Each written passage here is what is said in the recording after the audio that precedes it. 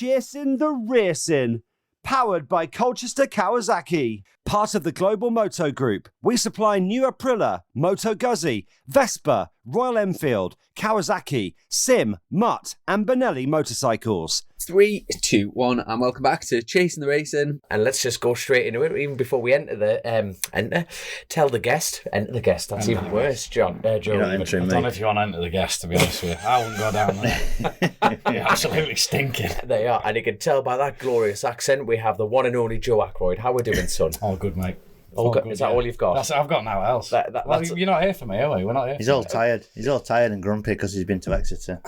It's a long way from Yorkshire, is Exeter. Jesus Christ. It's like the end of the world. It's like he's had to go to work. I've been to Exeter. You're a fine one to talk. Well, look, I was at Brands Hatch. I got off the ferry Monday from the TT after doing a bit, while you were fucking gardening. It's like top trumps. While you were gardening, I was bloody straight to Brands Hatch on a Bennett's track day. Getting paid.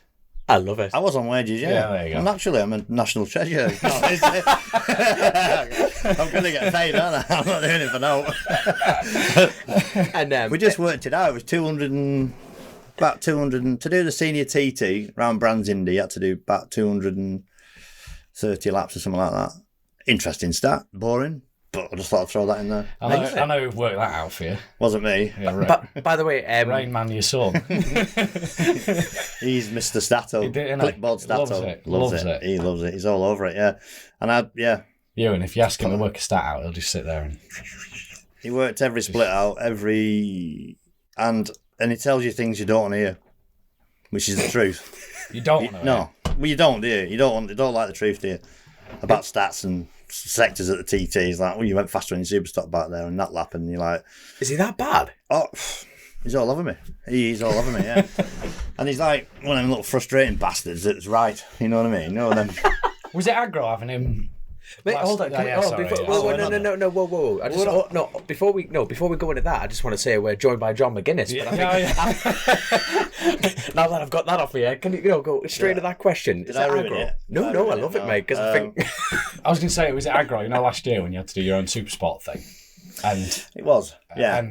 But he had a lot of pressure on him, didn't they? Well, or he put a lot of pressure on himself, didn't he?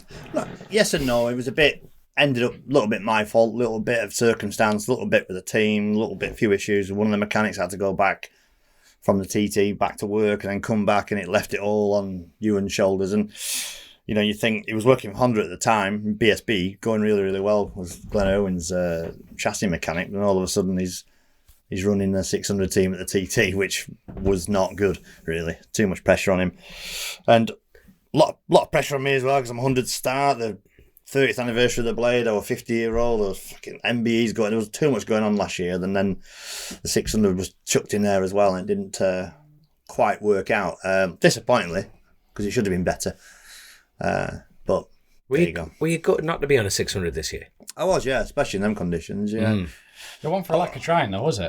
I tried, and we are going into massive detail. And to be honest, I don't know the detail. I don't understand it. In a lot of ways, it just didn't happen. And in hindsight, it was probably the best thing for me, because I'm not really a team manager. I struggle on that type of thing. I'm not the most organised person in the world, as you know. I've always what you're laughing at. I've been so lucky. I've been so lucky when I've ridden in teams where I just like the van turns up, I walk in, the awning's up, everything's up. It's a good job you married Becky. There's your bike, mate. And away you go, But like, so it's nice to just have 4 rides at the TT. But then I wasn't bothered at the time. Then they were flying around. I was like, I wouldn't mind a shot on a 600. But I had to prioritise what I was doing at the TT. And my bread and butters with Honda, they didn't want me to ride one. So if I was in a Padgett team or a team on a competitive bike, and I could walk to it and ride it and give it back, it probably would have been a bit of an easier job. But Padgetts were tied up, and Jacksons were tied up with Dave Johnson and stuff. So it just didn't work out for me. So because you would have to be on a Honda 600, wouldn't you? You couldn't just go pick out any bike, could you? No chance. It'd have to be a Honda. Do you think that'd have been sound if Clive had said, there's a space and you can ride? They'd have been all right with you riding Possibly for somebody else. Yeah, I think that would have been okay to ride in somebody like Clive's team and just, swap the helmet and swap the leathers and jump on the bike. That'd have been okay. But to run one myself, and it took me eye off the ball last year. It was hard. The bike come late. We tried to get it to go fast, and we didn't work. It didn't really work out. Everybody tried, but everybody pulled from pillar to post, but it just didn't seem to. You even asked me to come and span a feed, didn't you? Yeah. Oh God, Jesus! Whoa! To be honest with you, I didn't want the responsibility. Just rubbish, man. I didn't want the responsibility. Why is that then? Well, I didn't want the responsibility. I just didn't want the responsibility. But you could build a race bike. You know what I mean? You know what you're doing. And I've always done my own stuff, but I didn't want the responsibility. Have you seen his past? No, I'm good at finding walls. Okay, right. I'm going to ask you a question now.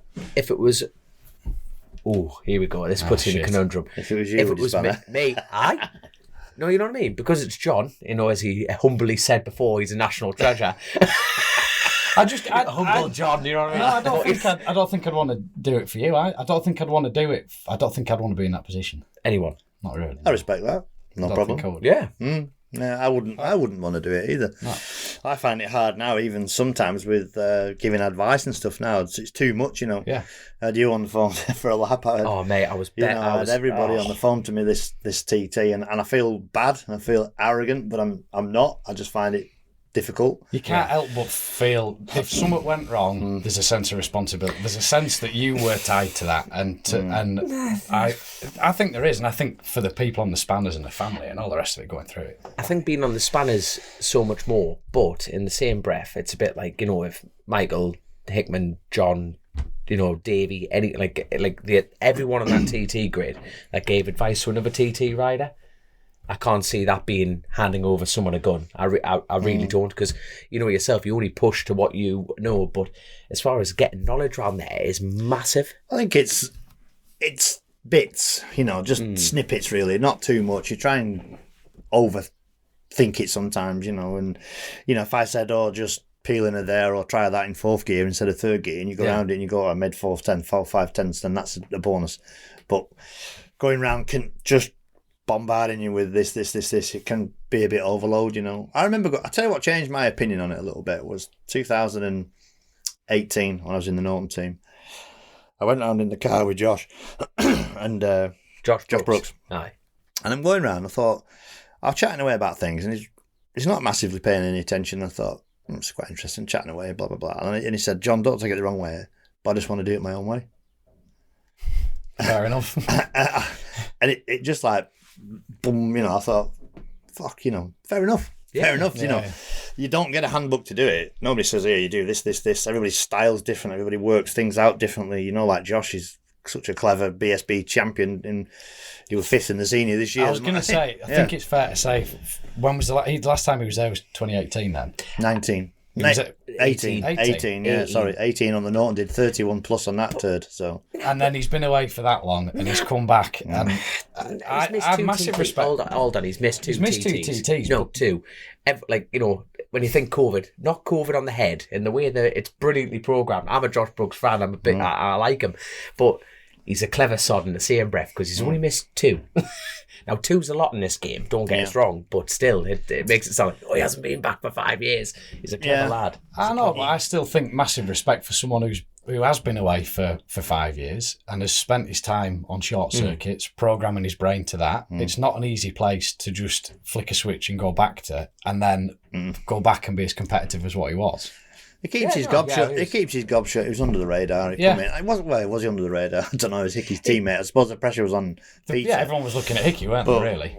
I mean, what a good job he did. Solid job on the stocker, and he had I think one of the races. Did he get a podium in the Twins? Yeah, but he'd only got as far as top of St. Ninians in one of the races on the stocker or something. Or one of them. Yeah, he did. He broke down. Yeah, lost a bit of time on the track, but a solid performance. But what you forget is how good he is. Cream comes to the top, doesn't it? Whether you like it or not, you think everybody's trying and trying and trying. He does it so naturally that.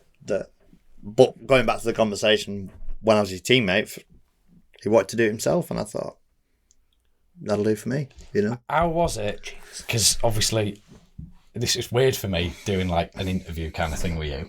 I know you too a bit, but this is... Yeah, but usually the only interaction we have is just absolutely ripping, well, usually me ripping into him. We can do it. You can rip it if you want. So it's a bit of a weird one, but what I was going to, I think people that are listening, obviously you are an icon.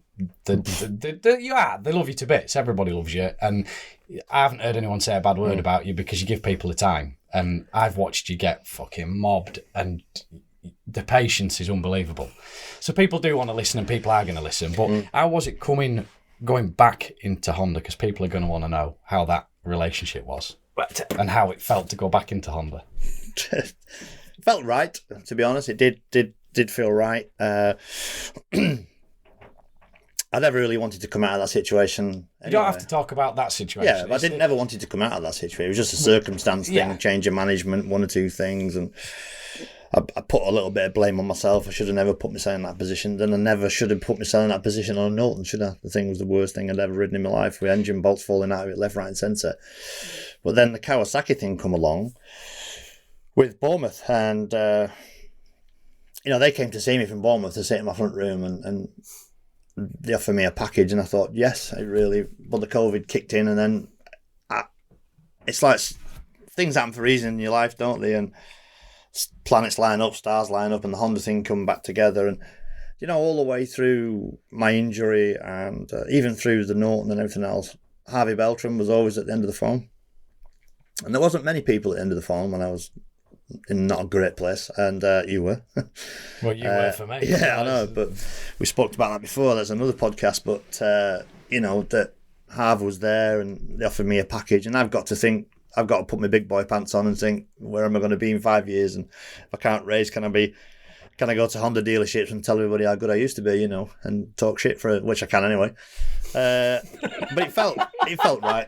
Felt like slipping the old slippers back on, really. And I know that environment. I know how it works. It's corporate sometimes, and I get my wings clipped a lot. Sometimes they're trying to rein me in a little bit and trying to professionalise me, which is quite difficult for me because I've been around the game a long time. I'm probably one of the last ones that can get away with being a bit more cheeky. But they know what they're dealing with that, though, don't they? They're used to it, regardless of a break or not. They know when they're getting involved with you. We're gonna have to fucking... It's like herding cats, isn't it? Yeah. You're gonna have to just keep me on a tight rein, but I will go to the dealership. I will speak to the fans, without spectators and fans and people spending any money. We're nothing, are we? I'm not going to be sat here earning any money.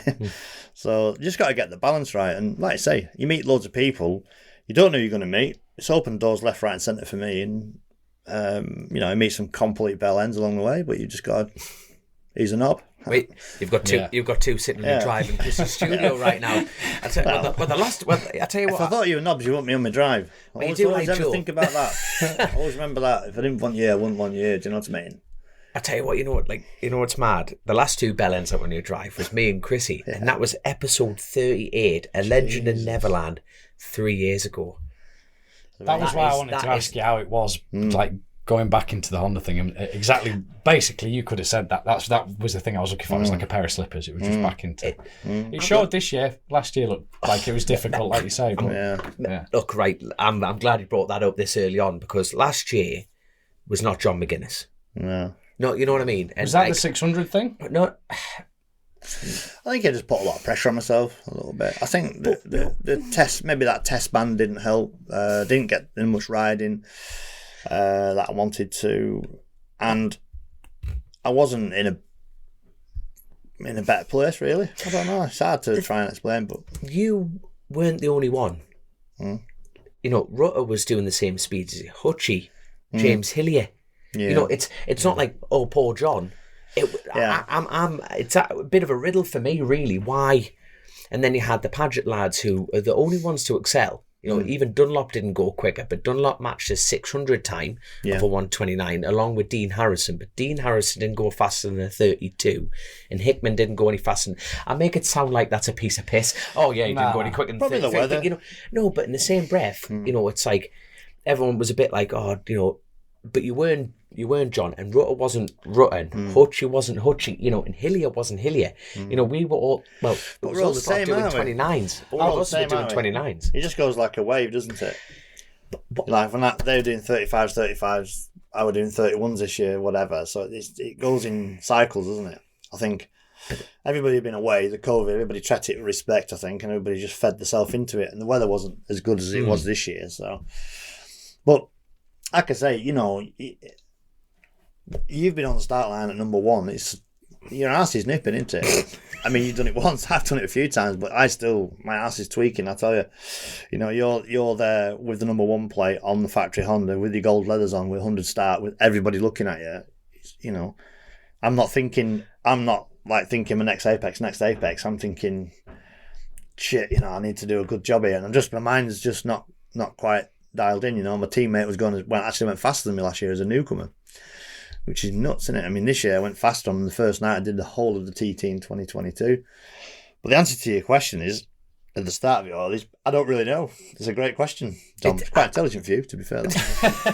How is it? How is it? Yeah. But it's mad. But the thing is, you can almost single out who you're a fan of, don't you? And everyone like, you know, John's will be focused on John, and then Hilliers will be focused on Hilliers, and blah blah blah blah. But there was that wave of going, well, why was that?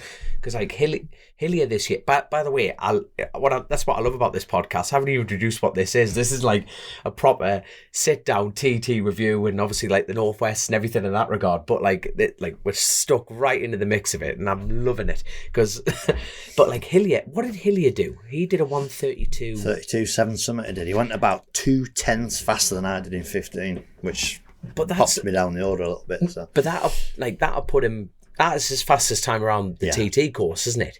Yeah, last lap of the senior, because I was 14 seconds in front of him with a lap and a half to go in 6th, and I thought, I'm all right with it, and it went like +9, +7, +2, and he just coming. I was like, fuck, you know. How many boards do you have on the island? 3, yeah, one at Ballacrane, one at Gwen's, which is coming out of Ballaugh, and one on coming out of the bungalow. Right. So that's where my boards are, yeah. You proper chopping up time all the way through that. But he was just battering into me. But I've been in that position before. James was going round solid, which he always is. And then Connor passed him and then woke him up a little bit, and he tagged onto the back of him in 132.7, which popped me out of 6th into 7th. Right. I tried hard on last lap. I did over 131, but it wasn't good enough to hold off James. But hats off to James. You know, he went fast, and I dropped to 7th. But 6th, 7th, does it really matter in my world? Not really. But I tell you what really impressed me though is how it's your career. You know, when we're talking about the Honda element and everything like that, and the fact is, if you cut you in half, you'd almost see, you know, your wins in colours, and it would be K-Tech, the Dunlops, and the Honda. You know what I mean? This is your 2nd year on the Metzlers. But the fact that you went from 29 to... thing is, it's a confidence thing, isn't it? You know what I mean? You're still... you learn tyres, don't you? Like, I've been very lucky. I've done my fastest lap on the Metzlers. But the fact that you've gone out and... that's from a 29 up to a 31. Now, you've got the weather, but you're building up on that time. Our fitter, the Spanish trip was fantastic. We did 4 days in Monteblanco, 3 days in Andalusia, the BSB tests plus the first 2 BSB rounds. So I was definitely in better shape. Northwest was great. Me, Rutter, and Hillier were the best of the rest. You know, the top 3 were gone, top 3, 4 were away. Fair enough, but you know, going to the tyres, I gave a lot of feedback last year on the tyres, and they made a better tyre, a slightly better tyre. I wouldn't say it was a slightly better tyre. But they are. That's where we are. That's what I have to do. I have to be positive about it. Last year I was a bit negative about the Metzler change, because I've had such a long time on Dunlops. Yes. And you know, the Dunlop thing last year, they dodged a few bullets, to put it fucking mildly. You know, that was how anybody never got hurt last year. What was going on, I do not know. So I can understand Honda's point of view, because they have a duty of care for the riders and stuff like that. I don't want that to happen this year. Nothing like that happened with the Dunlops.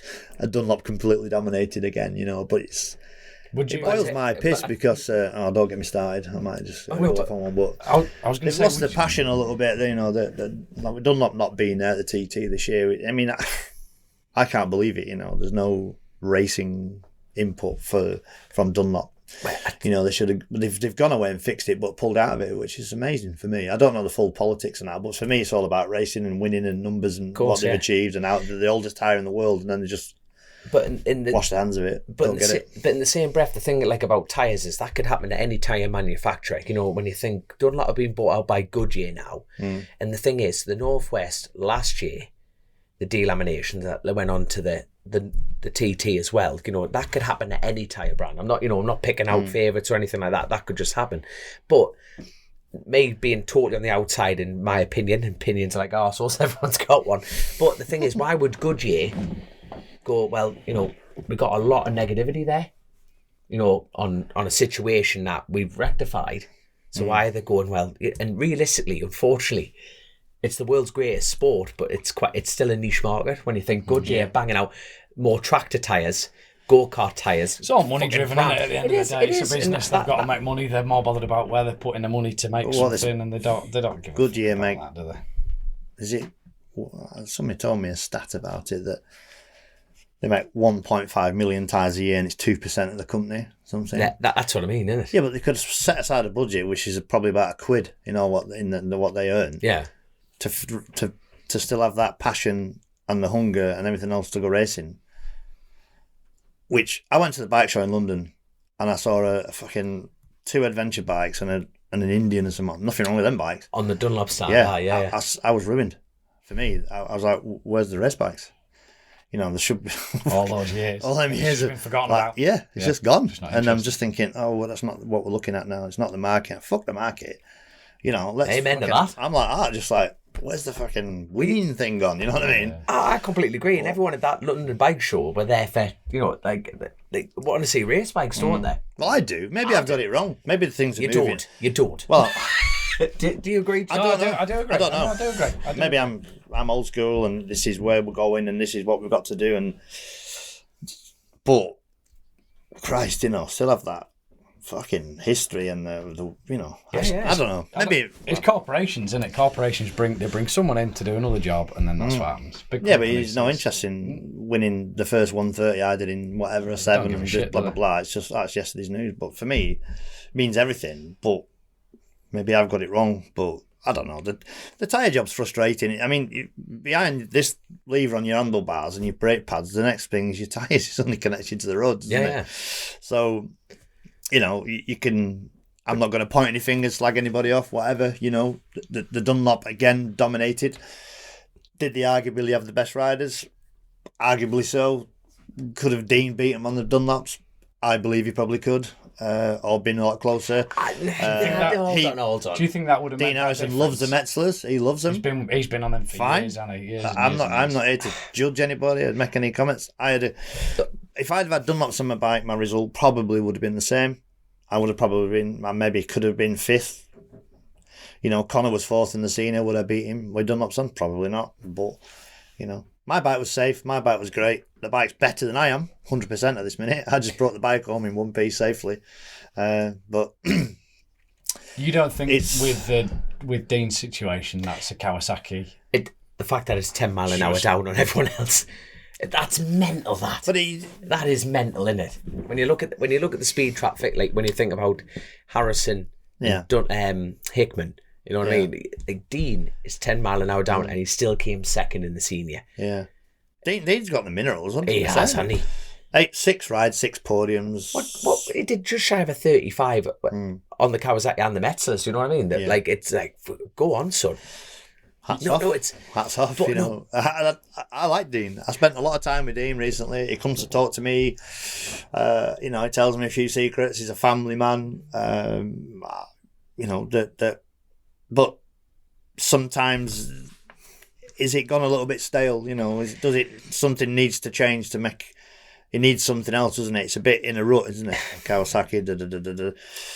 Well, I hate to say it, the but bike hasn't really changed. No, it hasn't since 2015. Nah. They changed the bodywork, didn't they? They did a bit of a facelift on it, but it's the same bike, really. But same with stock times, you know, it's like that kind of element, and it's like for God's sake, you know, it's Dow Racing are privateer, but are they? We were actually having a quick chat with this before we got going. They've got factory support, haven't they? Probably the same as Johnny Ray's engine, but Who knows? But Possibly. Johnny's getting his arse handed, isn't he? You know, there's nobody throwing any more effort in than Johnny, and he's struggling, isn't he? that's it. I mean, World Superbikes at the minute, it's just switch it off, don't you? Fast forward your way through it. Yeah. You're not wrong, mate. You're not terrible, wrong. isn't it? That's terrible for him. What would you put him on? If you could pick him, wait, Who? Dean Dean? Harrison. Wait, he's a Honda. I love this. You know, he works for Honda. Yeah, Dom, I'll put him a Ducati, you bellhead. No. They've got to steer their ship along. It's a privateer team. I wouldn't have thought Kawasaki are giving him flipping piles of motorbikes and a budget to run the team. So why not change brand? You know, whatever brand that is, it's up to them. But sometimes as a rider, you need an injection of enthusiasm again. You know, oh God, I'm on this. He's beaten before he starts, and I'm 10 mile an hour slow for his speed trap. He is, it's fact. It is, aye. You know, that BM's slippery, isn't it? You know what I mean? I mean, Hickey's not the lightest or the smallest guy in the world, and he's consistently 199, 200 mile an hour for speed trap. Well, Jesus, it's a hell of a lot easier, isn't it, to do it when you're doing another 10 mile an hour faster than anybody else. Not that he's not riding fantastic. I mean, Dean's got to be riding every bit as hard or even harder for what the package he's got. But that's up to them, you know. It's up to Dean and to start. Yeah. You know, shoving some shit around, you know what I mean? Yeah. Which is bad, but I mean, you know, I like Dean. You know, he bought his first bike off eBay. His first race was fucking Skerries or something ridiculous on an R1 that he bought off eBay, and he's not gone BSB and decided, I might go and do TT because I'm not quite good enough at BSB. I'll go and do that. You know what I mean? Yeah. He's gone. You know, he's gone and bought and done that. So the story's great. You know, is he the most natural rider in the world? Probably not. Has he worked at it? Yes. You know, 100%. When you look at what he's achieving in BSB now, isn't it? You know what I mean? He was always at the and that's Dean. Is world class. You know, when we talk about like who was hot and who was not, and we say like Alton Park, I was dead impressed with him. What was he, 7th, 8th, something like that? He's scoring points in BSB, doing 34s or 5s round Alton Park. You are fucking very impressive. Pulling trees up, you know. Yeah. And then he's solid package. There's nothing not to like about him, is there? I suppose he's in a bit of an awkward position because he's got comfy there, hasn't he? He's that familiar with everything around him. The team have sort of been built around him and what he likes, and everybody gets on. He ain't going to want to rock the boat, but then in the same breath, he's going to walk away from that. He's going to get on that ferry and think, fucking hell.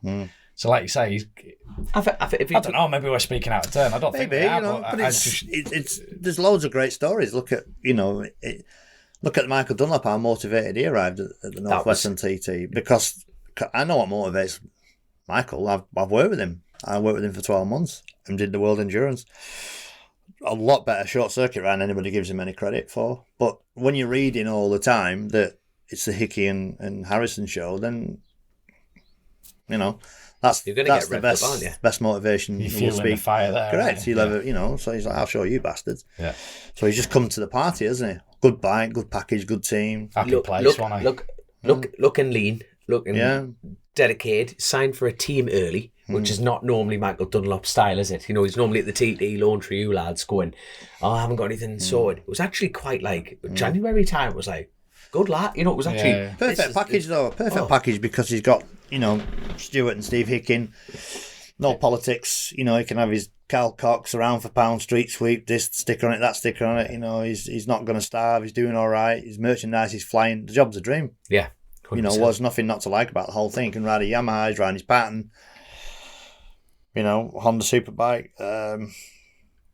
Done the work. He's done the yards, hasn't he? He's done the hard yards. But that's the thing, you know, the mad thing, like, sometimes it's like, he always sometimes, like, forgive me if I'm speaking out of turn, but that, you know, that persona all the time of, I'm just a road racer. He has been a busy boy this year. He's been doing super sport as well as stock foul. Then you go to the next round of, like, he's been doing all the BSB tests in Alton Park. And then he's just pulling a bat out of his cave, ladies and gentlemen. Just standing in there, and then I'll just roll it up and flick it at one of us. That's just standard. Don't glue it under the table. Go on. It's bad. I'll roll it up so it dries up. Go on. No, but like Dunlop's been doing the work though. You know what I mean? He's been in the BSB pen, and he's been out right at Kirk's. He's done the work, hasn't he? He's always in control as well, and he's always got to be steering everything himself, hasn't he? And as soon as that control's taken away from his head rolls off. That's what I mean with different characters all the time. I couldn't do that. I commend him for that. You know, I don't know how to build an engine. I built an engine in millions of bits. That's me. I'm out. You know, So he's building his engine, he's putting his engine in, he's all that work, fair play. And he always he can finds rebuild a himself John back at Deere. Hawk, doesn't he? Yeah. He does always keep finding himself back in with Hawk, where he's obviously got that, like you say, they just let him do what you need because to do, they're old Michael, school, and yeah. you know, he doesn't have to be like Corporate doing bollocks. Doesn't have to be at a chat show, doesn't have to be this, he won't do it. So he, you know, Stuart won't give a fuck if he's not at a press conference. You know, he's not interested. He's putting the helmet on the bike, and he might kill me for saying this, but he gave me a ring after the senior. I thought, strange. And then he's like, can you come and see me? I was like, whoa. I said, you know, yeah, no problem. I'll be there in a second. So I went round. He said, here, can you sign that? And it was the helmet he matched my 23 wins with. Nice. So That's class. actually nearly made me cry. I was like, That's amazing, that. So I signed the lady he matched my 23 with. So, and I was first, wanted first to congratulate him because I just know how hard it is to win 23. You beat me to it, because I was just about to say to you, it was quite a big... I was on holiday and Zoe was obsessed. She was listening to everything on the radio and fucking hell. And she said that it was sort of talked about quite a lot. I had to deal with the chimps in the swimming pool, so I didn't get to hear him talking about it. But it's my life; it's ruined. And, you left it in your pants. It felt nice at the time, didn't it? She just squirted it over her head. all it could have been. Easiest thing in the world, isn't it? And where were we? I was just thinking about. I was just thinking about bullying that. But no, how did it feel to, you know? I'm happy. You match me. Records are there to be broken. Honestly, man, I never thought I'd be sat in a trailer on my drive talking about having 23 wins. You know what I mean? Somebody give you a pack of cards and went, "Here's your deal. You can win 6. You grab them, wouldn't you?" Immediately. So to win 23 is amazing, and. For Michael to win 25, you know, it wasn't meant to be to match his uncle. I think that's just wasn't meant to be. I think Joey needed to hold on to it for another year. Do you reckon it'll go? Yeah, I think so. Michael's young enough, and he's about. He's in his prime. He's a week old. They're younger than me. How old's that then? He's 34. Perfect time. No, but So he's still got, realistically, if we work on yours, he's got another fucking 10, 35 years left.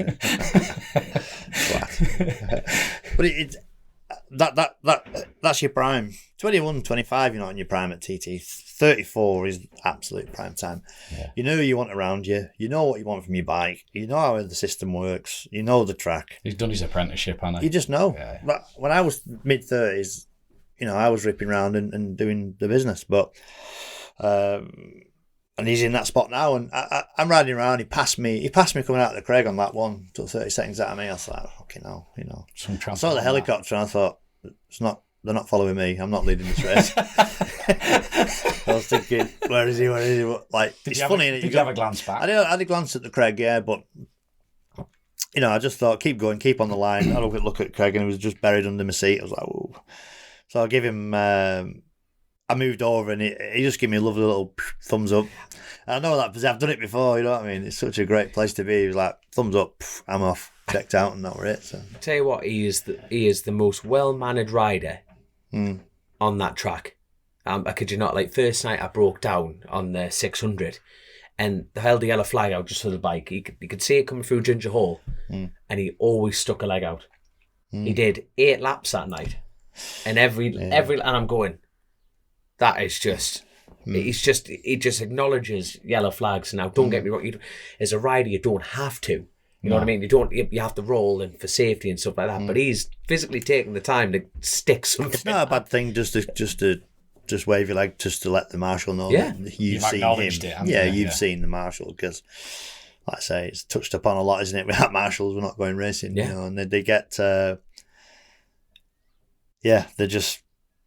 I was up on the mountain when I brought down the bloody fuel pump, went on that stocker, and there they all were. Is that why you were at the veranda? Yeah. I saw you. Like there's John and there's a bunch of minions of marshals pushing it. He's just going through the grass. They're waving like that. I think you're not telling me people are doing something else for him. You didn't push around a fucking bike either. No, honestly, I'm not last lap. I was knackered. There's me just going, oh well, that's one place. Do you know when Michael came past? Did you try and go with him at all? Yeah, I got.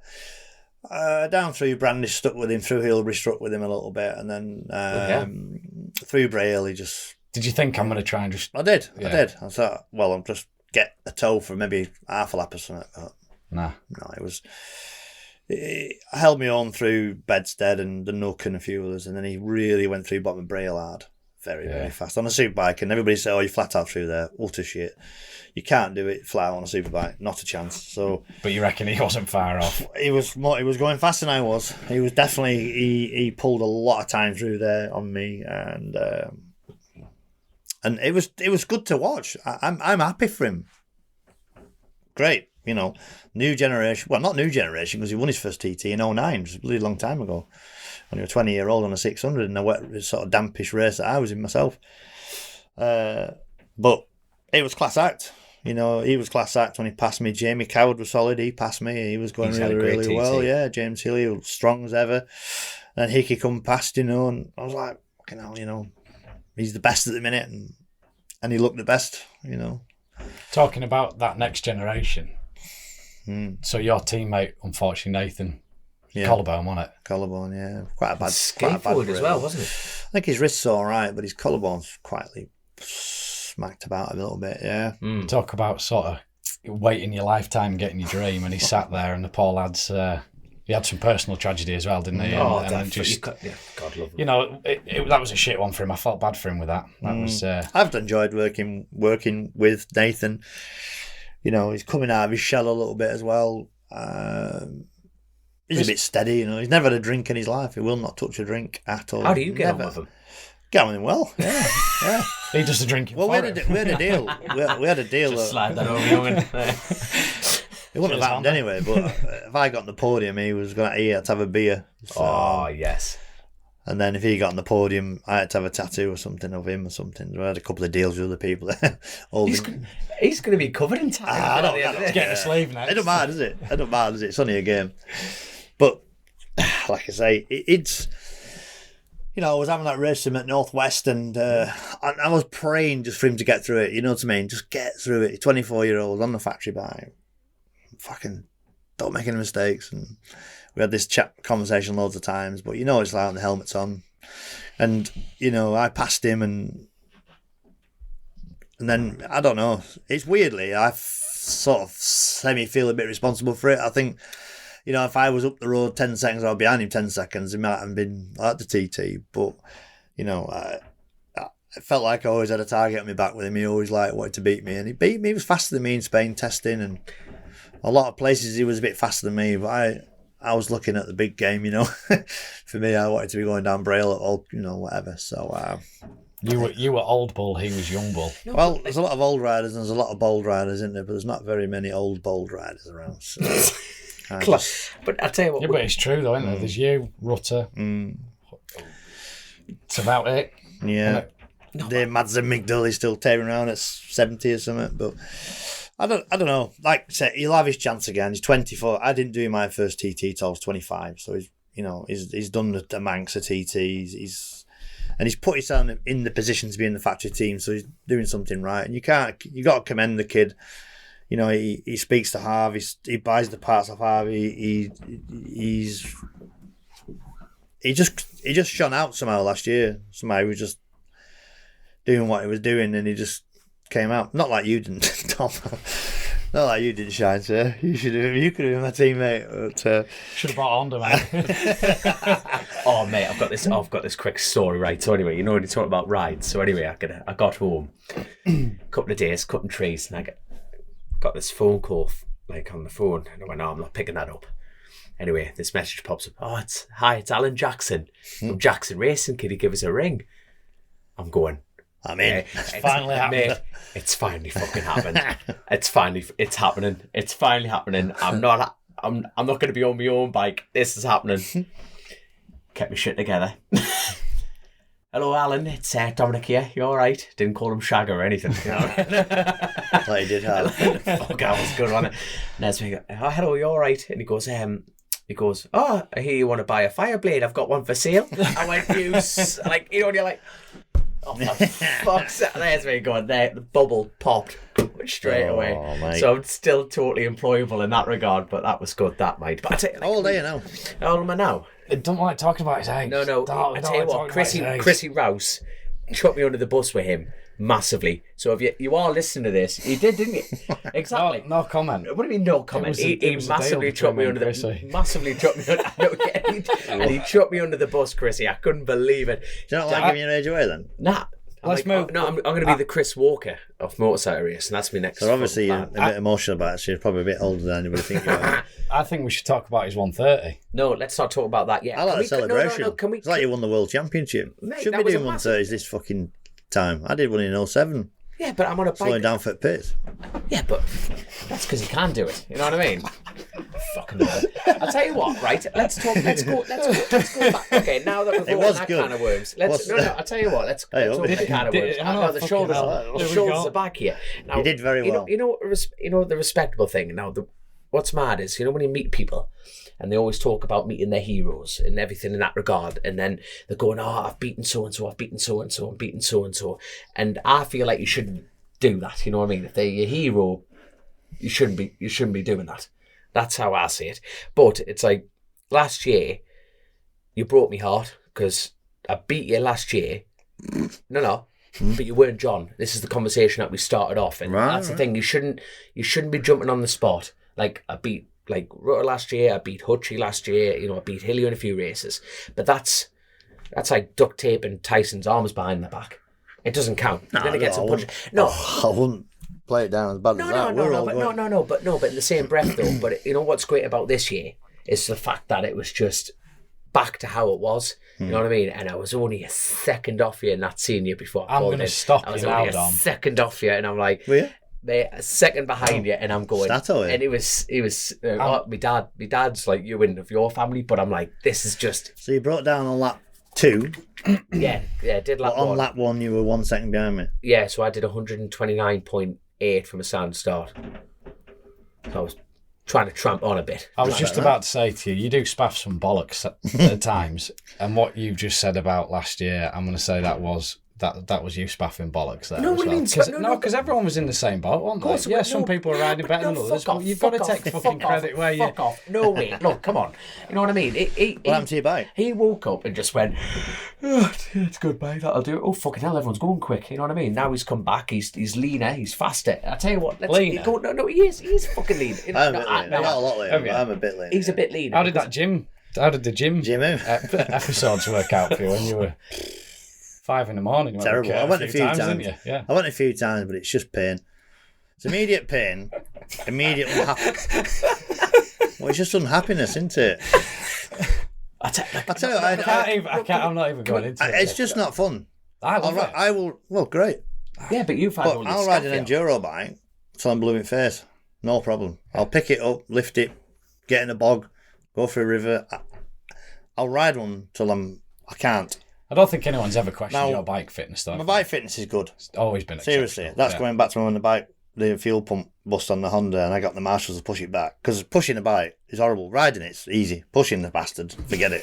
You've only got little legs, haven't you? I know. I can't touch floor. You've got a long body and little legs. I can't touch floor on a Honda. I can't. Honestly, I have to say to them, just keep hold of it till I'm actually. On somebody hands you a bike, I'll tell them to keep hold of it a bit, because a few times I've nearly gone on my heart, especially that electric bike. That's a big bastard. I dropped that electric bike a few years ago in 2014, and one of the Jap snipers threw his cell under it. He threw his cell under the bike, so he didn't damage it. It was like he's underneath it. The funny noises. Wedged under a quarter of a ton Mugen. I would stand. Sorry. Full suicide job. Oh my god, I love it. But seriously, your bike fitness, I want to go even further back before the Northwest, and we can talk a lot about the Northwest, but you were the fastest rider in in stock 1000 road rider. In front of Hillier, in front of Nathan, in front of you know what I mean, like Jamie Carr, like everyone. You know, you've come out of the box in BSB. He was the top roadsman. Yeah, it was Lee Johnson on the 600, who was in positions wise, testing everything. Spain, yeah, fair enough. That doesn't really count in my head. But when he came back to British soil, John, you totally turned it on its head, because people who were in front of you last year, this is what I'm talking about, the whole spaff and shite thing. This John's turned round. This is John. I looked at the times from Alton, I think it was free practice in Alton, and you were 12th or something, and you were a lump ahead of the next road. Aye. I know. Everything was good. I enjoyed it. You know, do you know what I thought to myself? I haven't forgotten how to ride a motorbike. Have you shy? You know, you don't. And the age is a problem if you hit the ground. It takes a bit to recover, doesn't it? But the actual putting the bike in the right place on the right time and piecing it all together, there's no reason why you can't. Jeremy McWilliams is doing it at 59. Do you think any do you feel like any of your reactions are slowing down a bit, or do you get back and think, fucking hell, is there I any don't think of my that? reactions are slowing down. If I chucked a tenner on the floor, he'd catch it. He'd hit it on the back of his head. If you chuck smell it on the way 5p down. on the floor, he'd dive on it. Talk about your man jumping under that Mugen. Absolutely. I found 15 pence at Brands Hatch on Monday when I was there. I bent down for 3 5 pences. I would, all day. It's not far to bend when you're I'd have a wheelbarrow full of 5p's. You know, people who are not on 5 pence, you'd have a wheelbarrow full. Damn right, For so. free, yeah. It's fucking hopeless. But, Love it. lost my train of thought. About your age and just feel like if reactions are probably the same. It's just I give myself a little bit more space, really. Right. You know, I mean, I had to go from the back row at Alton Park. I didn't qualify. A little bit of a mistake from the team. They put the wrong tyre in. Everybody held their hands up, blah, blah, blah. And I didn't qualify. I was like, I'm never not qualified for a race in my life. And then I was on my own row, 40 or something, which is actually a separate row. So I was like, anyway, I thought I'll just ride the bike, enjoy it, pass as many as I can. And I did. I end up 20th. And you go 20th and you go, you look at you know how it is in Superstar. You got to your layman, you got 20th wanker. He's shit. But for me, I did 38 something. As fast as I've ever been around there. People go home in British. Yeah. That's the thing. You know, you're talking about people that don't qualify. You know what I mean? It's pack the van up and go home. Look, son, you're not quick enough. Yeah. That people. And the thing is, people listen to like Chris's pod and everything like that, and they understand the depth of that. So to finish 20th from the back, good, is outstanding. Yeah, Connor was in the points. He can ride a short circuit, Connor. Nathan scored his first points. He was 15th, I was 20th. You know, I actually went faster than Nathan. So again, you've got to dissect it as a rider, aren't you? Like looking at all the things. I actually went a little bit quicker than Nathan, but didn't score a point. So I knew I was in a decent place. And when I went to Northwest, I just went with the old attitude: was get on with it, get on with it, ride the bike. And another year with the team helped. I know it's been with Honda years and years, but genuinely, I found it slightly harder to adapt to the new generation of bikes. You know, when I was at my best, they had throttle cables. 17 first fly-by-wire, got injured, 18 cylinder, 19 Norton, mess, old mess, COVID mess, rode the Ducati, great. First time back on the superbike, it's totally different. You know, how the engine braking works, all the air bleed, they're complicated. Yeah. And everybody thinks I've been around forever and ever, and which I have, but I'll just take to like duck to water. But it took a bit of time. You've been through some evolutions of bikes. Yeah.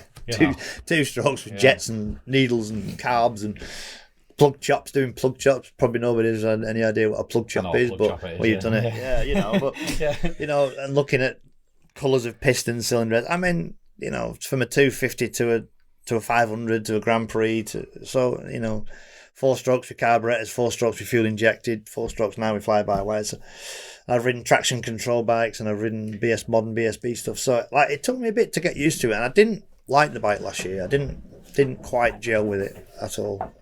Is the rawness of racing becoming less for you? No, I still enjoy it.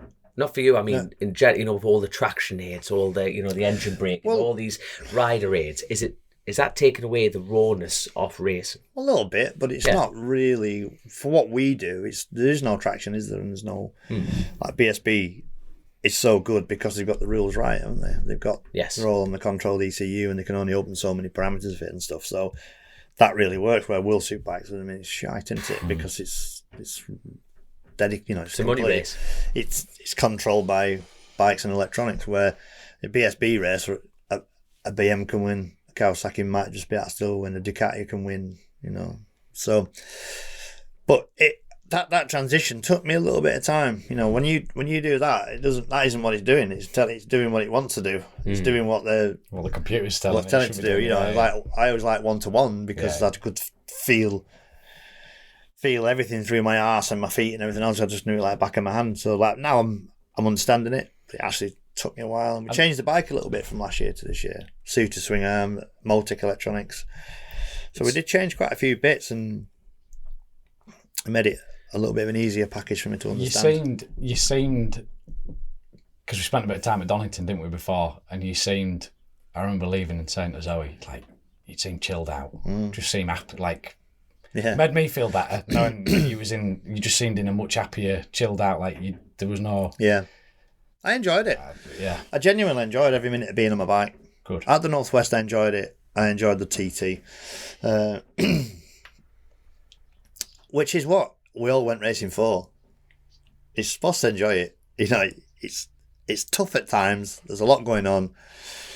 I've always been in that world where, you know, in the highlight of it, you know, the top end of it, and it sometimes gets a bit frustrating. Then I have to kick myself sometimes. You know, I've got to do an interview, I've got to do this, but do you know what? Yeah, do it. Just do it. But when you do, you know, that bit, there's nobody in your ear all then. You're on the bike and, you know, whatever's changed in the paddock, like it or lump it, the track's still the same. That grass bank's been there. Somebody built a grass bank in 1850 to fucking cover his garden. That's still there. That ain't moving. So nothing's changed on the tracks. It's still that challenging bit that's the most satisfying. But I did enjoy it. You know, Ewan works for Monster now, my boy. Maisie's 13, so the character's coming out of her. You know, it's tough on the missus at times, I would imagine. You know, sometimes you can be a prick, you know yourself. You've both been there. It can be a bit short-tempered and stuff. But the whole lot of it was good for me. Really, really good. I really enjoyed it. I mean, the weather makes it and everything else. And did the track I think obviously I didn't go over. Did it for both of you? Was it just exceptional? Epic. Yeah, epic. The track was.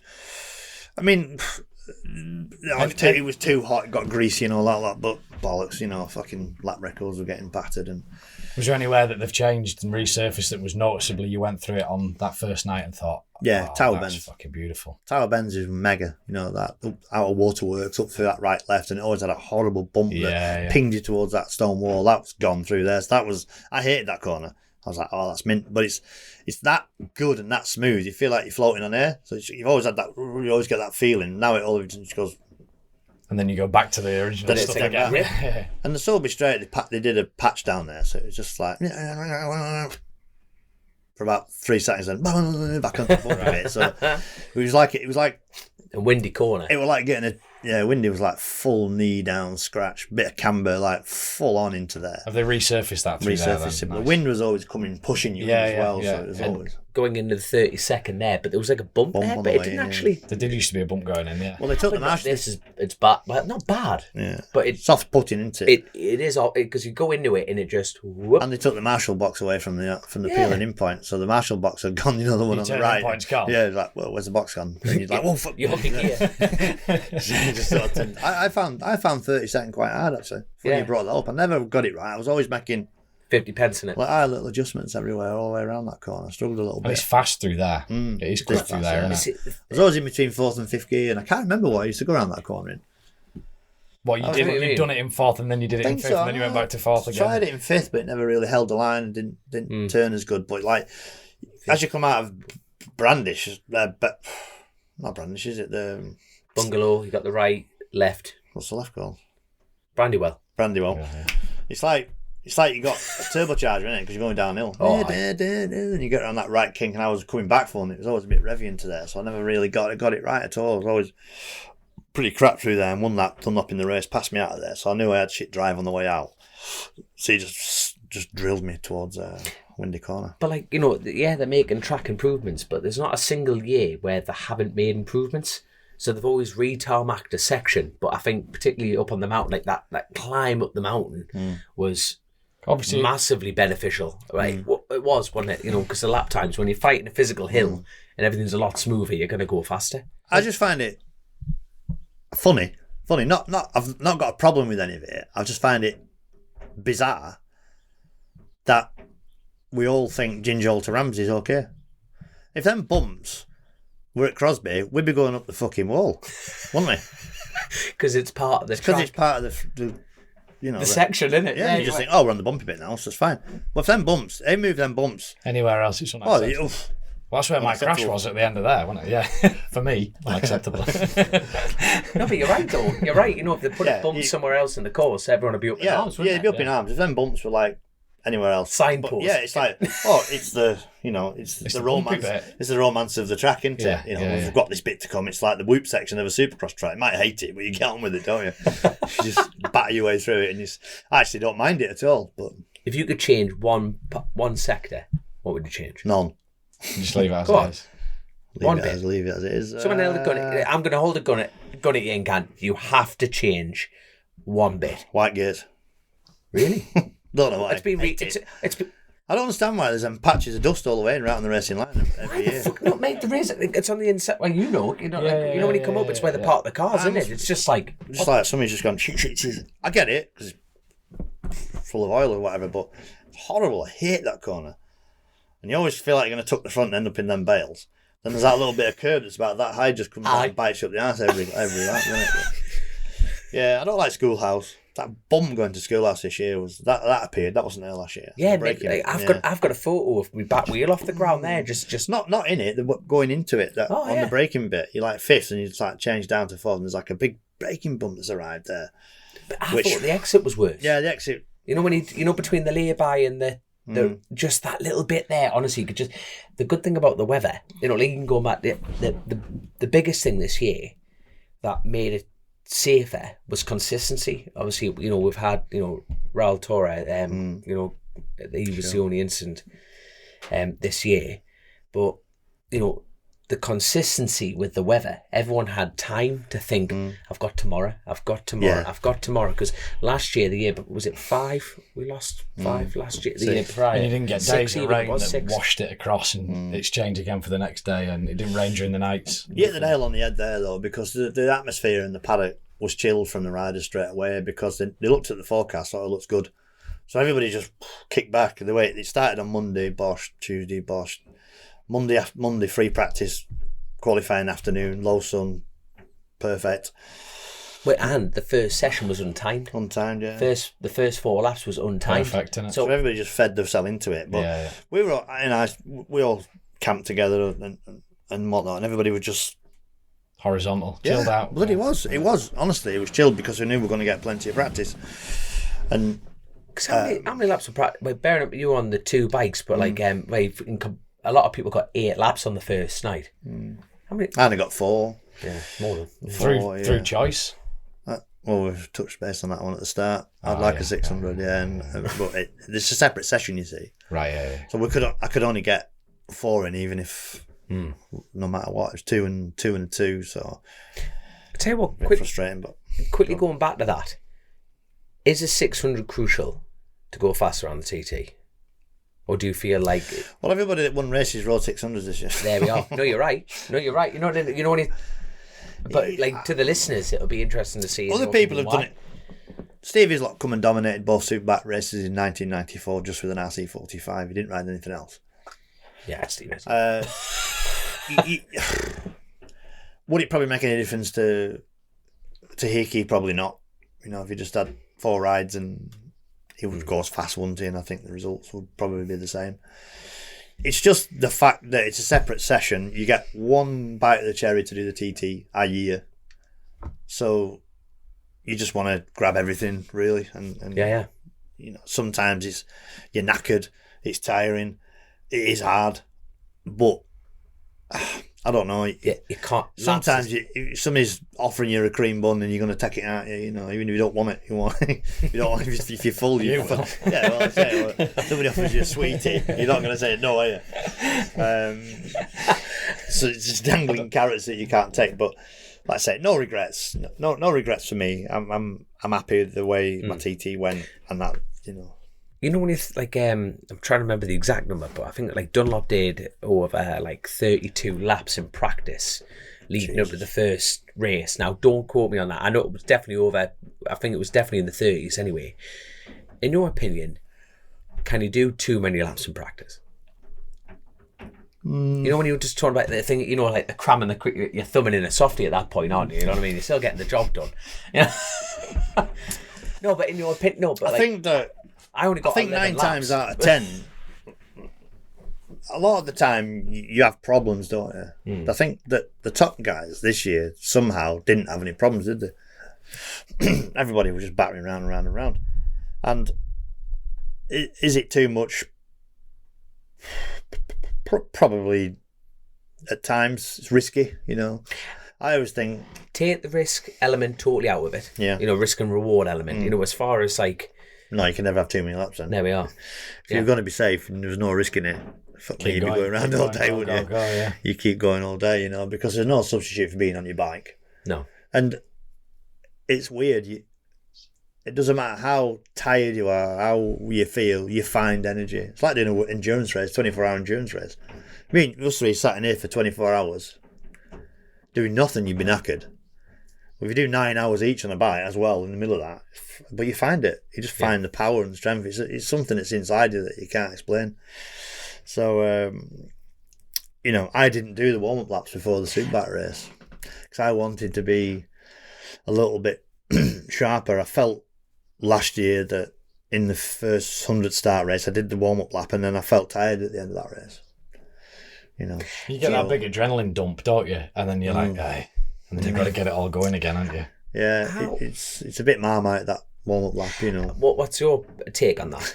No, because you know what, mine, I'll give you mine, but like, you don't push the same. You know, like we've changed the, like, you know, we struggled. We only got 11 laps in practice and we were struggling for a setup and stuff. But I went out for warm-up lap on before the first Super Sport and I just went, I'm just not pushing the same. It's a bit like, don't blow me bike, don't knock this. I don't want to. Now the argument is always the same that if your bike's going to go on the warm up, never mind the race. But I'd rather break me bike in a race. There's something a bit more. There's something. But there's something a bit more noble about that. Going, well, you know, I was racing. You know, my stocker might have finished the race if I hadn't done the warm up lap on it. Who knows? You know, it might not have had the fuel pump was a lap away from braking, but. If my auntie had a cock, she'd be my uncle, wouldn't she? You know, how do you... You beat me to that one. I was going to give you that one. How do you do it? Uncle, dear. It's... Because the track time's there, you want to use it, but I bet deep down you're not bothered. You know, if somebody said to you, there's no practice lap, you go, oh, it's all right. You'll be huffing, would you? You go, fuck for that, you know, I'm ready. Because we did it for years and years, we just jumped on the bike and raced. But like Hickey did, there's a lap of Hickey's that went under the radar before the senior. He did 16:40 something from a standing start. On a warm-up lap? On a warm-up lap. That was like 1:35 just about. And that put him in the spots probably to win that senior TT, you know. So, and he did 35.3, didn't he, from standing start, I think. 35 something. But that warm-up lap helped that. How hard do you think he's pushing? Hard.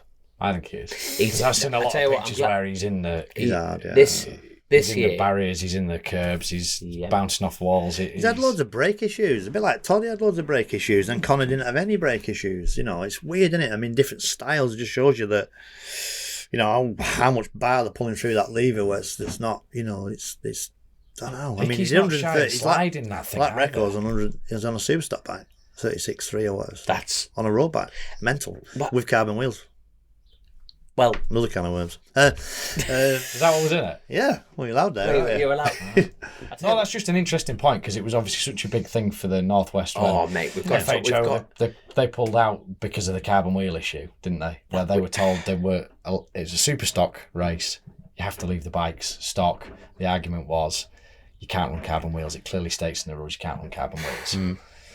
But I don't think it's quite as easy as just changing them, is it? They're quite involved. I don't know. I think the Tyco bike had alley wheels in it, didn't it? But so they dropped a clanger, a massive clanger, because they said it was a 22 bike. Now the problem with the 22 bike, who did? TAS. So on air, they said, it's a 20. Is this all lift to ripping? Is it? Could be, yeah, but there's a lot of military come through here, yeah. Just be a big Chinookas. Anyway, but so when the result came through, and obviously FHO left because you could buy the Gen 5, you can get alley wheels for the Gen 5, but you can't physically get a hold of them. They haven't made them for the bike yet. But as far as a drop listing, when you buy the bike, you can purchase them, but you're unable to. So that's why they didn't have the wheels. So when you go back to the situation with Alistair Seeley getting in the races with the alley wheels, they said they were Gen 4 bikes, 2022 bikes. But the aero packet is off a Gen 5. So hold on. They've changed, mate. There's that it's to be honest, it's bad. It's poor form. There's a like the Northwest, in my opinion, it was a difficult meeting, a very, very difficult meeting. Because I thought it was good. No, for me. But the thing is, what I speak about is I'm not having a witch hunt against the Northwest. I worry about the sport, John. You are twice the fan of me as a road race fan. We love road racing, but what I shit myself over is that word, the witch hunt element. And the problem is, if you have big, massive, the world's biggest event in Northern Ireland, and there's a lot of questions that need answering. And sometimes do they need answering, but we're in a world of like, you have to release the right statement. You have to do this, you have to do that. But the difficult thing is, it's like when one of the major teams is turning up to an event where they should have known that they need, like the carbon wheel situation. Internally, that event that should have been sorted out even before they get there, never mind being sorted at that event. You know, there's too many finger pointing situations here. But you're right. You are right, and I worry about the sport. The problem is that the racing in Ireland's on its knees. Yeah, and it's just getting another one in the knackers for no reason whatsoever. Because fuck me, what does it? Who gives a fuck what wheels are in it? To be fair, somebody somewhere, the powers that be, said, let them reuse it. Yeah, let them use it. And we'll readdress it. We'll have a conversation. You know what I mean? Afterwards. Like somebody's paid his boat, somebody's the sponsors have put the money, and everybody's there, and then all they want to see is that factory BMW going around the track. Of course, they're not interested if it's got pink wheels in it or wheels made of dog shit. People have got to go around the track. It has to go around. I mean, I know it could be a bit of arrogance from the team. It could be a bit of we're bigger than this. But I don't know. I don't know. Egos. I have no idea. But at the end of the day, it's bad for the sport. It needs pulling together. I think they should have rode the super bikes, put the super stock bikes in the thing, ride your super bikes. Yeah, you know, they're pulling it all down in the middle of the paddock and loading up and all that lot, and not then everybody firing fucks into each other left, right, and centre. It's not good for the job. No, it's not good for the job, and that's the thing. And like I say, it's and then the Dunlop situation wasn't actually a statement released from Dunlop Tyres. You know, that was another back burner against Dunlop Tyres in that regard. And you're thinking that's no good. And then the incident with like Lee, you know, obviously first of all, you know, it's great to see Lee. You know, he's put posts out on his social media. You know, he's back at home, and we're going to ask about the McDonald's crack soon. I don't know what's going on there, which is great crack. But you know, Lee had a major incident in the fact that, you know, he was named critical when he was named non-critical when he was critical, and you think, and there's been breakdown communications. Now, don't not get me wrong, it's so easy as a blame culture to go, you've done this wrong, you've done that wrong. But do you know it's been a wake-up call. It's really fucking easy. Don't open your mouth and start typing things and press and enter. Because I know when I had mine, someone said, oh, he's just hurt his leg, he's fine. He's hurt his leg. And then that it's just like, all right, fine, no worries. The bloke's fucking snapped it off, you know. I suppose a lot of times you don't need to say anything. They don't need to say anything. No news is good news. They don't need to say anything. And that is exactly my point. There's been massive communication breakdowns by sometimes the best communication is none at all. You know, we're there to race bikes. You know, why does shit have to unfold under there? I just worry about the thing is a massive event like the Northwest. I don't think I saw a checkered flag in that race. I don't think I went over the line once with a checkered flag. Right? I don't think so. I think there's a lot of red flag, which has to be at times, you know, but last year it was done at R3, wasn't it? And you got 6 races in last year and everybody was in the pub at 4 o'clock. Well, this year there was a few bits and pieces, but I don't know. I wouldn't want that job for all the Team China. I wouldn't want to try and run that lot. That's why I'm just a minion bike racer. I don't like getting involved in all that. No, I totally agree. But then it's like, the thing is, sometimes you got to start, like, Chrissy was a massive believer in that. And like, like I say, it's not a witch hunt, far from it, but it has been a wake-up call to everyone in road racing. And I mean, that's the fans, the riders, and the event organisers, because even people track invasions, people trying to get on track when the roads are still closed, and you're thinking, what is going on? And it's just... It worries me there's a bit of the old football culture creeping in, and that's the worst possible thing that could happen to this sport. Maybe they're not true fans, they're just having a weekend away on piss, out in Northern Ireland, aren't they? Which is... Well, I think social media opens a job up for people being arseholes and being gobshites, and that brings that football fan element into it, and then the physical side of people doing exactly what you're saying there, just causing fucking problems. I don't know. One of the I thought was the highlight of it was, did you see that on social media, that bird riding that bloke on the cliffside? My God, yeah. I didn't see that. That went everywhere. I'll tell you what, some bloke went to work that day and you seen this? And some poor blokes had to look at that and gone, that's my Tiffany, that. There's a bird riding a bloke on the golf grass. course. You know where John crashed? Somewhere else. All you can hear is bikes going past. This lass is riding this bloke. I'm just like, hellfire. Absolute perfect, that one, yeah. But I don't know. It just robbed the event of two, class act BSB TT champions, and it should have been resolved in a different way, and it should have never got to a start line Thursday night. Fucking hell, how did it get to that point? But is somebody protesting? Is somebody? I don't know. I don't understand it. I've never protested anybody in my life. I don't understand. It just wanted that situation managing, didn't it? That was simple as that, and it didn't. But that's the thing. No rider ever gets fed up with riding a bike. You just said that. You know what I mean? You get, you can get knocked a little bit by the little things around, but when you put the helmet strap on, and that's all you want to do is just put your lid on and go racing. Every team wants to go in there and race, and it's just all this internal 212 mile an hour, eh? 212 mile an hour. He did, Josh, on the Superbike at Northwest. 212. Hell, that's covering some ground, isn't it? That is motoring. That tailwind one, was it Tuesday night or something? Jesus, did you see that? No, I just ended up watching me, didn't I? Oh yeah, you didn't have a great Northwest. Yeah. Do you want to we'll brush over that one, shall we? No, but you've had a rough time, haven't you? You've had a rough time, and it's not good, is it? Racing is not a nice place to be when it's not going good. I've got my eye back. That's well, it. But it's not. No, I know. It's been. I know you have this persona, but deep inside, you weren't in a good place for you. I know your chest out and you're laughing and joking about it. No, but genuinely, when it's not working, it's shit, innit? You want the ground to swallow you, don't you? Yeah. You're not wrong. I was on the note and I hated it every second of it, and it's embarrassing. It is embarrassing. It's just it's a shit place to be, but it shouldn't be. But but I would. You still got your 130 though. When you'd done your 130, did you know you'd done it?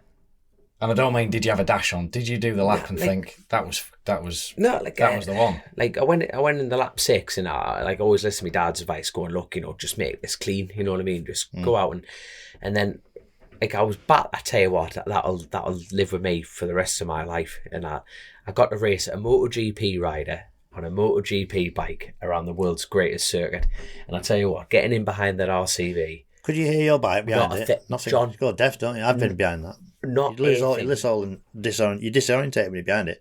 You can't hear your motor, nothing. It literally, there's that much vibration coming from the exhaust power. It's buffering the bike. You can't even feel your engine running. It's amazing. Weird. It's utterly amazing. You're literally going off you're just tapping, out of body instinct. You go, change gear. I don't know why, but just change gear. Just feel. Honestly, 100%. But there's no feel. There was literally nothing. It was just dead space. It was incredible. And then I passed Rutter, and then this is why I love Rutter, because only 3 years ago, 4 years ago, he was winning stock 1,000 races. You know what I mean? You don't switch off being able to ride a motorcycle. That boy can race a bike. Age has got nothing to do with it. And I passed him. Normal race etiquette. TT is let them go, not Rutter. He will cut the nose off you. He'll sit you up. He'll dig it. And I'm like, I am having a 6-lap battle with a MotoGP rider. He'll hate you caught him. mate, honestly. And he's blind as well, so he's probably thinks he's not as close as he is. No, but I just remember going like that and just passing him back and doing this and doing that, and I'm like, this he's is passing a MotoGP back and he said his bike's shit.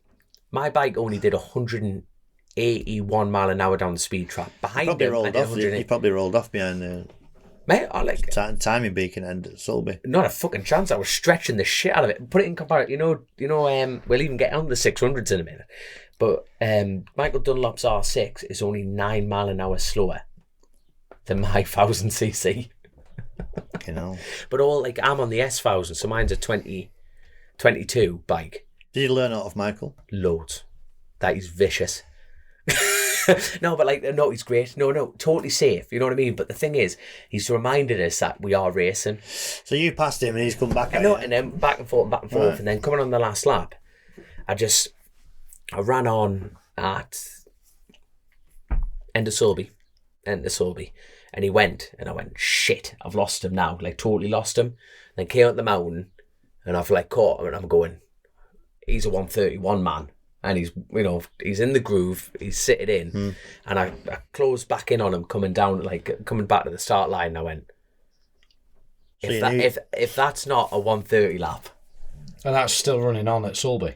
I ran on 30.2 or something. 30.2, and I just went, I went, if I, it's about 17, 22-ish. 22, yeah. 17, 22. So when I... Stat man. Right.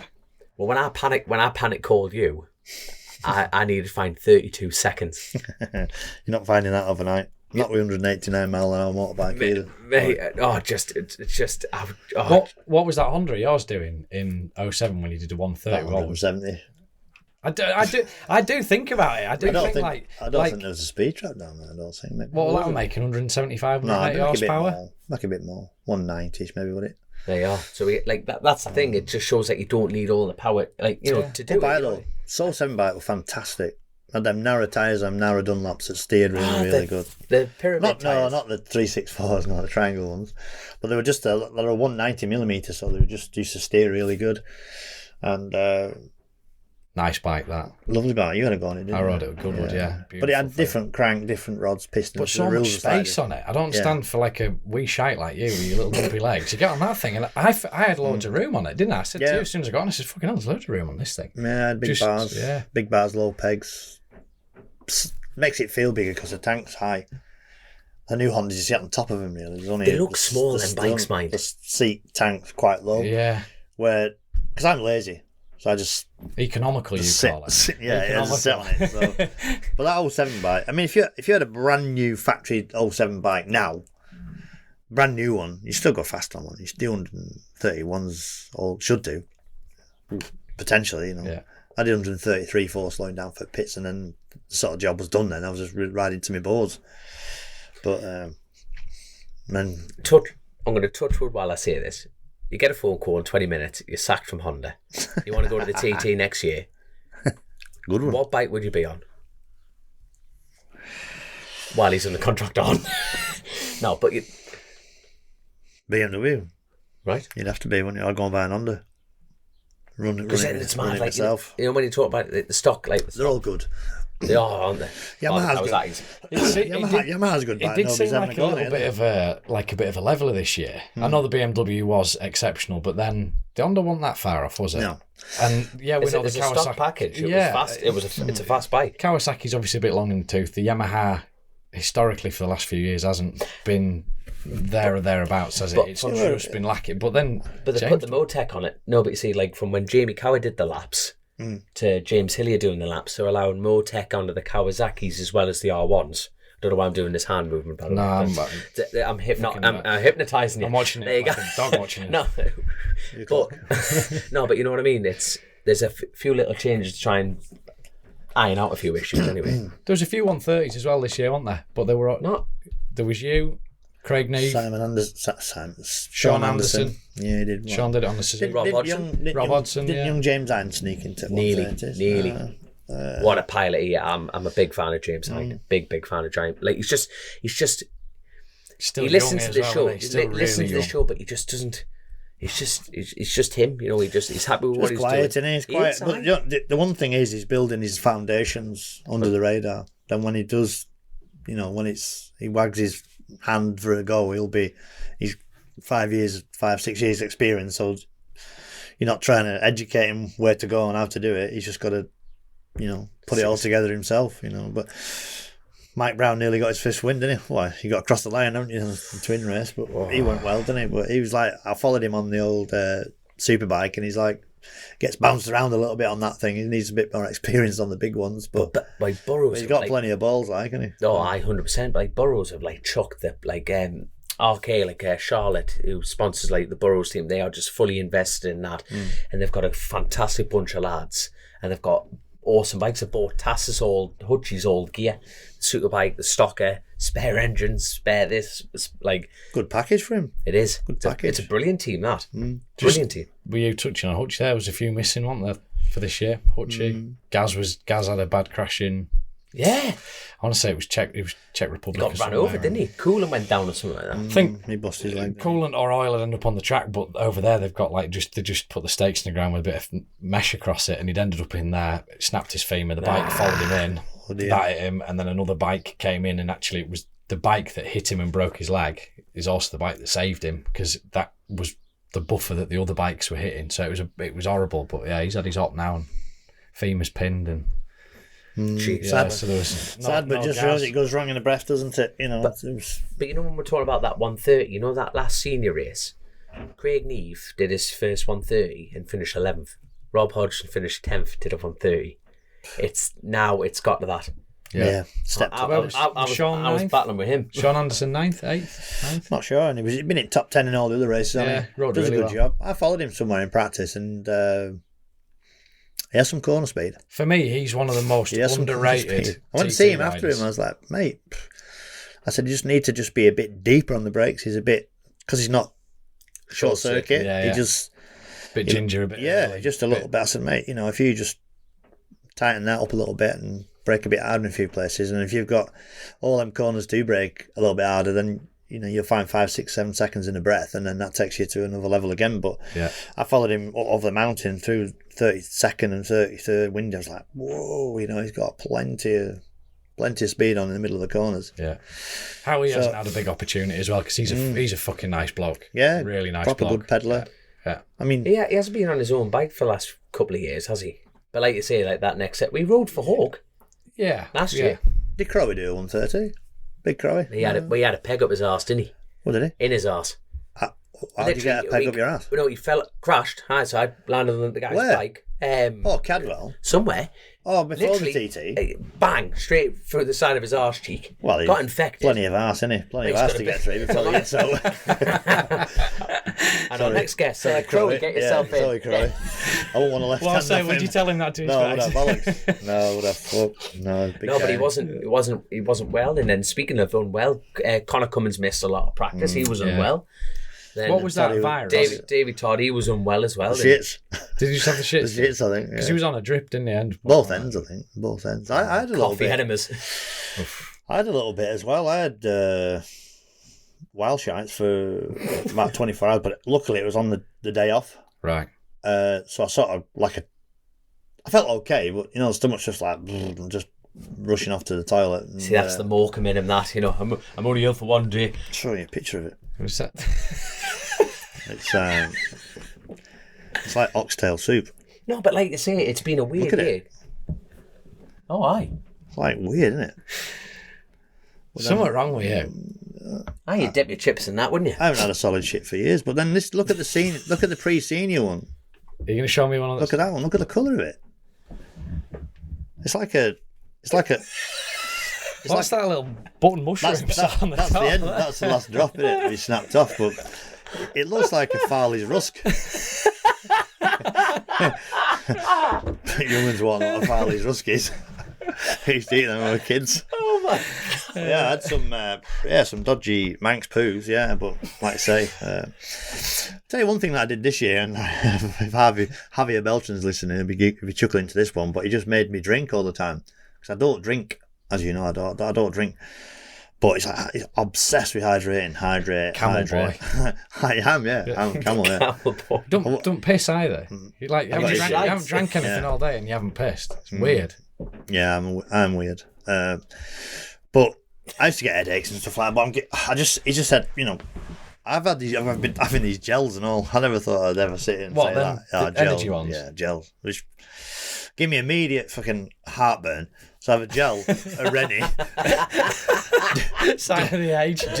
Gel mixed, swilled down with a Rennie and a fucking load of water. But I think the hell, I needed to drink. Hell, I was like drinking, pissing, drink, piss, drink. On start line, I'm in them little looking TARDISes pissing in them. But yeah, no, I definitely I felt a lot healthier. You know, like Good. Getting off the bike, I wasn't absolutely hanging. Last year I was hanging.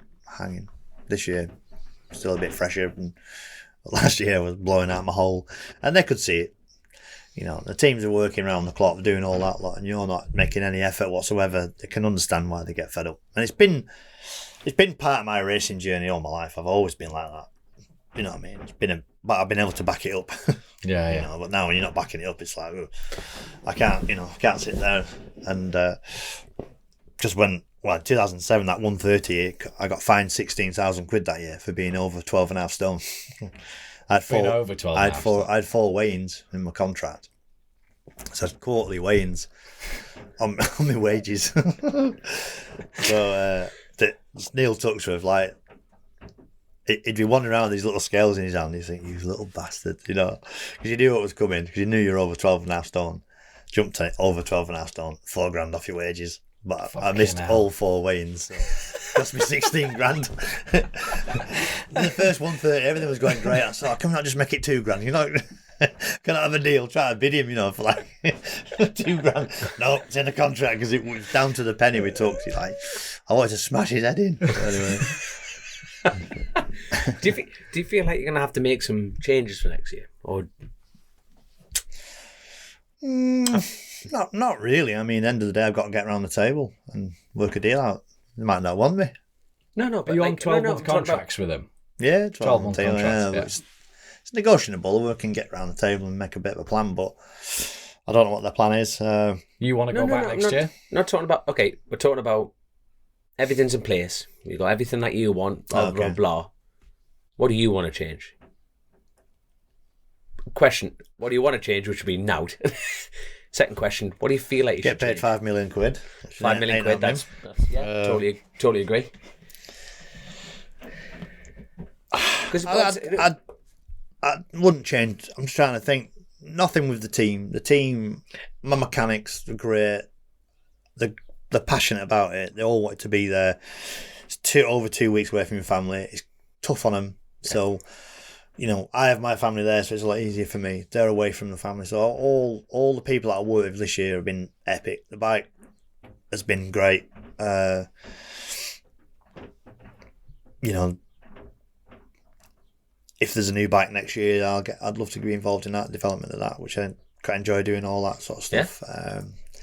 But I wouldn't change much. I mean, I wouldn't want to really. The weather I want that weather back again. TT, if we're going to go and do it again. But it's nice to hear, because obviously, you know, like when we came down beforehand and we're just talking about how Hickman spent a couple of days at your house after the TT and talking about like bike fitness and like how people can get so driven about that. But you were laughing and joking on that. You were like, I had a chat earlier on, didn't we, about it? But I mean, we were both on the same ferry on Monday morning, and then like I parked my motorhome up. I park it next door, my wagon and stuff, and then I come towards the house, his motorhome's on my drive. I'm like, oh, Hickey's here. So I was like, all right. He said, can I hang out? Can I annoy you for a couple of days? Yes, no problem. So I went to the Speedway Monday night at Bellevue, and I went to ride at Brands Hatch on Tuesday, and Wednesday we had a day out and stuff. But it's funny because, you know, we're on barbecue, you know, chicken, sausages, burgers, tins of fizzy pop, ice creams, you know, no push bike out at the bottom of the motorhome and off pedalling. You know, he didn't get out of bed till 11 o'clock on Tuesday, just lying around because I mean, I suppose that's a bit TT blues, are all knackered, but yeah.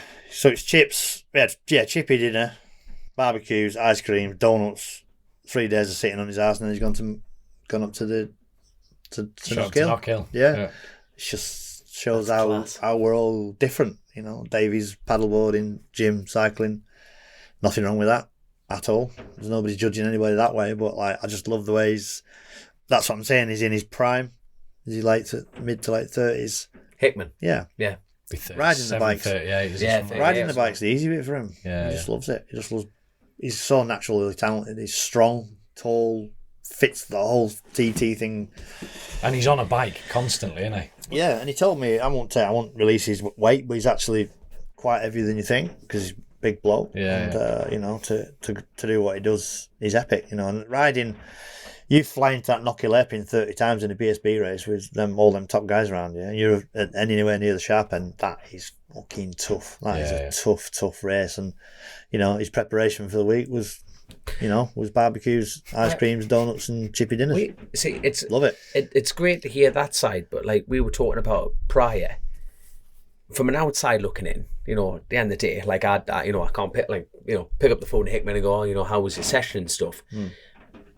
But it's nice to see from an outside point of perspective that his cage was rattled. Because every person in a TT fan history just went, here comes the Hickman show for the next few years. Yeah. Dunlop took him to that next level. Yeah. Did you see that 136 happening this year? And if so, when did you see it happen? I didn't see it happening on Stocker. Right. I saw it potentially happening on the last lap of the senior with a dogfight with two guys going at it, but it happened. He smashed him on lap 1 and he broke him in the senior. But his last lap on the Superstock bike will go under the radar because it's always Superbike, senior, TT, just takes over all the kudos. But that last lap was insane. He passed me between Aggo's leap and the second jump. So fucking hell. I could see him. I looked on my shoulder at. It caught me a lot later, actually, which was I was really chuffed about. Because in the first race, he caught me a lot earlier. Right. So you knew he was coming? Yeah. Yeah. Just going to something else. My senior race were 2 minutes faster than the year before. 2 minutes. Anyway. Good lad.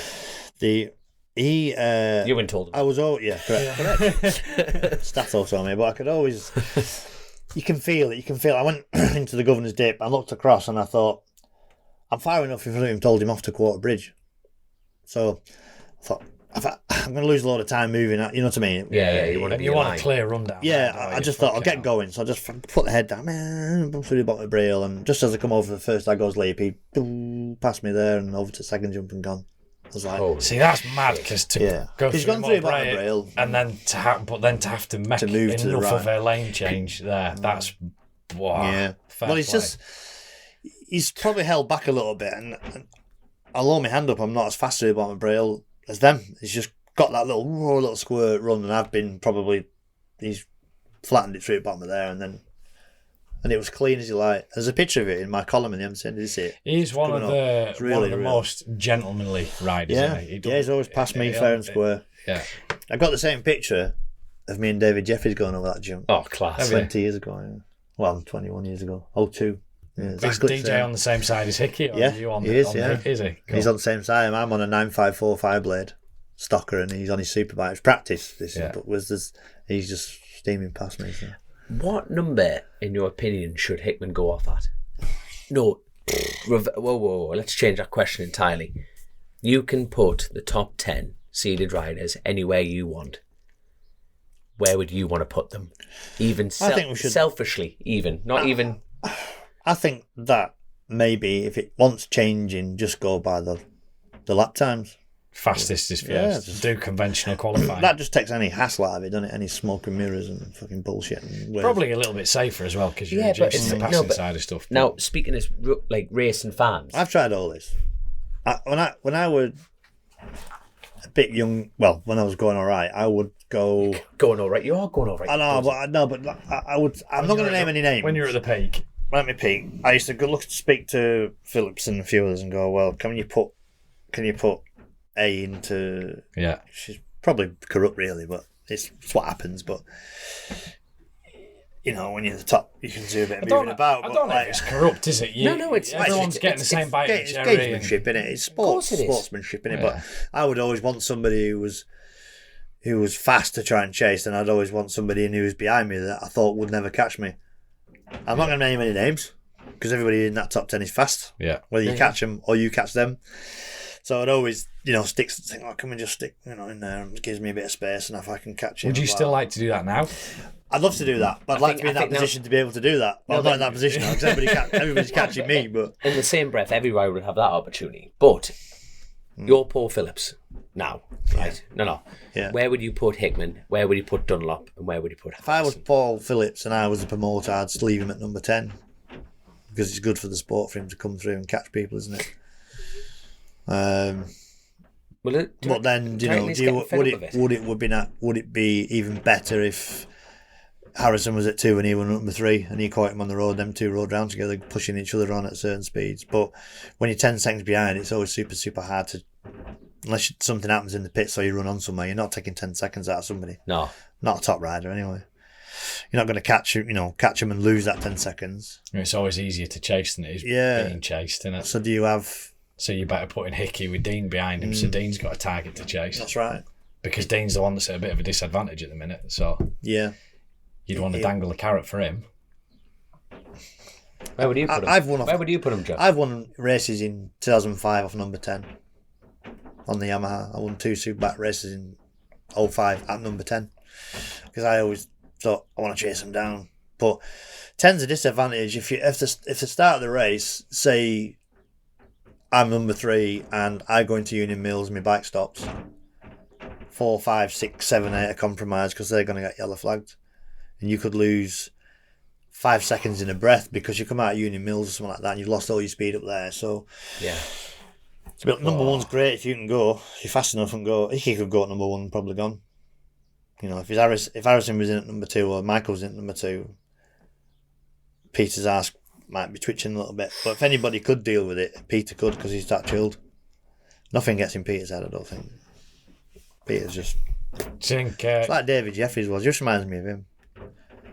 Massive fucking 10 pump wheelies coming out of the Craig.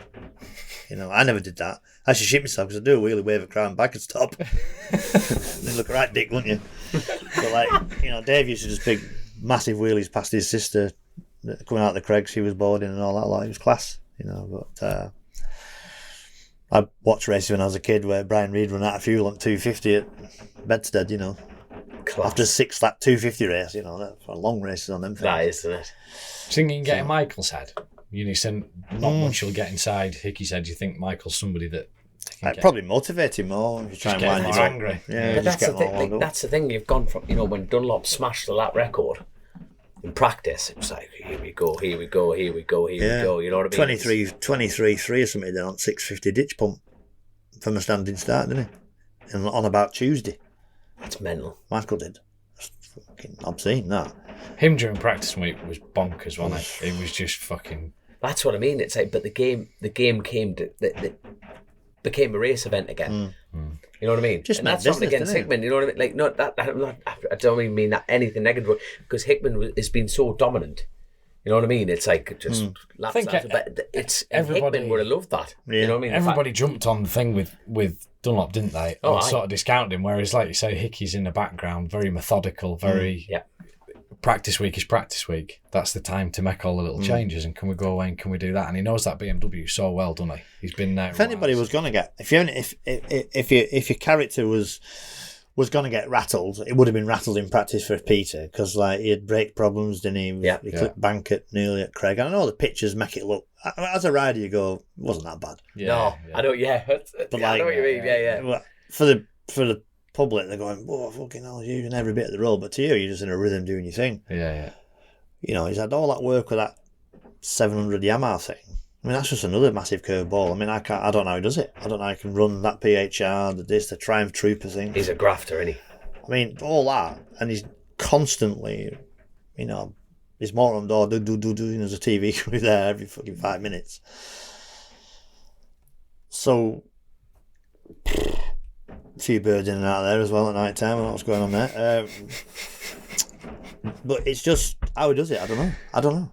Fair play. So, but if anybody was going to get, but he come out stronger, didn't he? Figured it out. Because like I said, methodical, understands, good team. Brains is in there. My first ever podium at the TT was 97 with Brains. We was there as kids. And now he's there with Hickey winning, Just I was going to say, I think part of him being able to run all of that is he's just put the right people in there. And he don't micromanage stuff, does he? He'll just say, that's the right person to do that. I don't have to think about that now. You go and do it. I trust you to do it.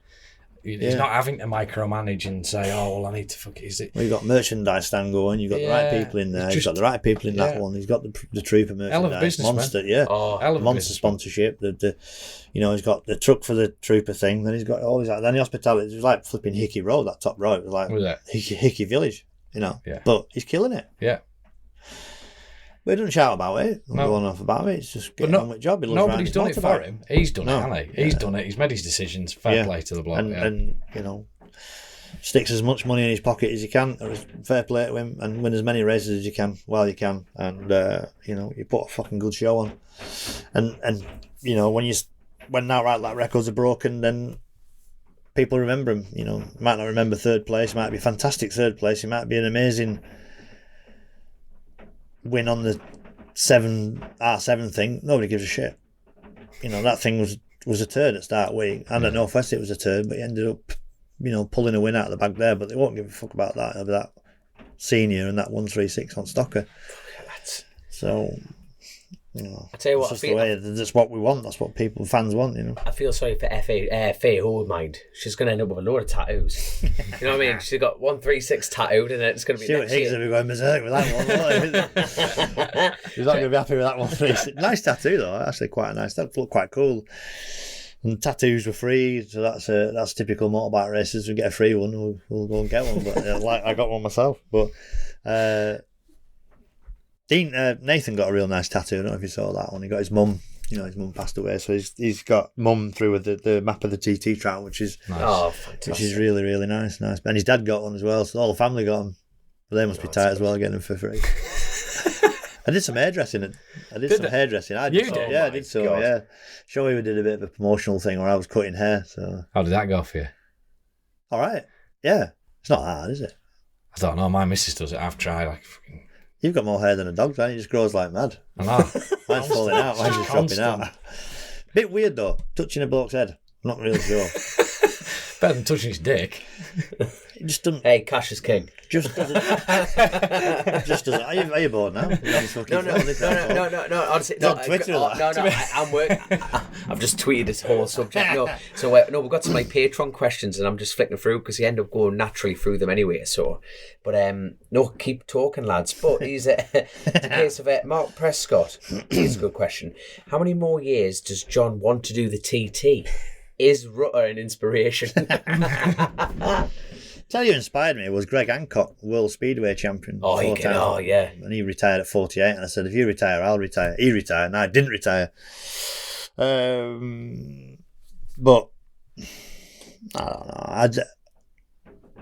I don't feel any different than I did do 10 years ago, 15 years ago. Good. Feel mint, feel good. Good. They still get the bikes are still there. Really, I should be gone. You know what I mean? I know I keep saying it, but I should really be gone. There should be youngsters on that bike of mine, really, but they're not fast enough. Well, I was they're not thinking, good enough, are they, at the minute? I don't mean that. No. When you've gone, Rutter's gone. Hutchie, although he's like Benjamin fucking Button, isn't he? Yeah, he looks like a kid, but he's actually got a bit of age to him, Yeah, exactly. Gazza's getting on, you look down. Hickey's late 30s. They're not queuing up, are they, at the minute, No, youngsters? it's that next lot coming through, isn't it? But see what happens with the Manx, is any of them. You're still serving it to... Exactly. And I never thought I would be. Grid, I never thought I would be. I was Joey's teammate, God rest him, and he at 48. I'm 51. So I'm even older than Joey was when he were winning at 48. Do you feel like as a 51-year-old, do you think... No, but do you think... I want to just enjoy... I just want to enjoy this. I do want to enjoy it, yeah. Rather than take the risk, I just want to enjoy what I've worked for. I remember a conversation with you when we were both smashed into a million pieces, and you said to me all that was going through your head as you were flying through the air was, this is it, and I'm not going to get to enjoy any of what I've got. I hope you don't mind me telling you. No, that's right, yeah. But, you'd... Yeah, I'd worked all and risked everything to get my dream environment. And I thought, what a twat. I should have never been in that position. That's what upset me a bit. Yeah. If I was ripping around me balls on fire and everything was going good and I hurt myself, then I think wherever you go after you're gone, it'll be a bit more acceptable. But if it was a pissing down wet day or something like that and nobody's interested in it, and like Northwest or something, it's pissing down, that's why I'm shitting the range, because I'm not interested. So I never think you never see a great wet race anywhere. But I don't know. I just wonder if people are laughing at me as well. 51. I've had quite a few comments off the internet that have got deep into me. You passed it now, just pack in, enjoy what you're doing. The top three are another level now, that's what they say, which hurts. They're another level. Like, alright, they are. But they are. What sort of shit does that mean that the 66 other riders that are there, or just go on then? But you're not running around in 48th. You're running around in 6th. Yeah. And it's not running around, it's fucking... The best of the rest is 4th place backwards. And you're still competitive against the rider in 4th. I just wish that's my argument. It would be nice to go off the ball and maybe make a mistake or two and go, you know what, I'm done. But TT this year, touch wood, I had room left on the track. I enjoyed riding the bike. I got to ride the factory Honda, and I look at it and go, look at that petrol tank. Look at the suitor swing arm. Look at the carbon bodywork. I still fucking pinch myself, really, that I'm actually going to ride this thing on the best track in the world. I still think, I've got to do it. I have to do it. It's what we do. And then, the more worrying thing is failing, isn't it? Not making a prick of yourself, really, and just then you can move to one side. But there's nothing to say you couldn't ride a 650 for another 3 or 4 years at TT and Manx Grand Prix and have another rip round, whatever you want to do, But if John McGuinness was sat here at 31, would 100% say I wouldn't be sat here at 51 doing it, wouldn't you? What do you think? Do you think you're going to be at 51? I want to be. Correct. You want to be, but do you think you probably will be? Keep away the way I'm going, probably in a box. No, possibly, but it's a risk for everybody, isn't it? That is the side of that job that is there, and it is a risk, but it's the most calculated loads risk. Loads of ways looking at it. Barry Sheen died of cancer at 52. Well, that's me next year, 52. Yeah. I'm in sniper zone now. I'm more worried about having a stroke or cancer or something. Yeah. I've lost mates at 28, with cancer and stuff like that. You just never know, do you? It just... My favourite bird off fucking Strictly Come Dancing, she's just got it big diagnosed with it. That Amy, Welsh bird, breast cancer, 32. Man, you just don't know. Don't know, do you? I don't know. No. So, Steve Hislop died in a helicopter, Colin McRae was killed in a helicopter. Yeah, who knows? I don't know. We all had a crystal ball. We'd all look in it and go, yeah, I'm going to do this. I'm going to stop before that happens. But it's not, you don't know, do you? No. The point is, you're still fast. You're enjoying your racing. You enjoy riding the bike. You're still competitive. I enjoy the whole thing. Yeah. I enjoy the crack, me. Yeah. Me and Toddy were together. Nicky was there. Josh was there. And all different characters. I like the characters, mate. I like to sit back and like a bit of a fly on the wall and go, okay, that's a bit weird. It's a bit eccentric. He's like, look at James Hillier, like, fucking...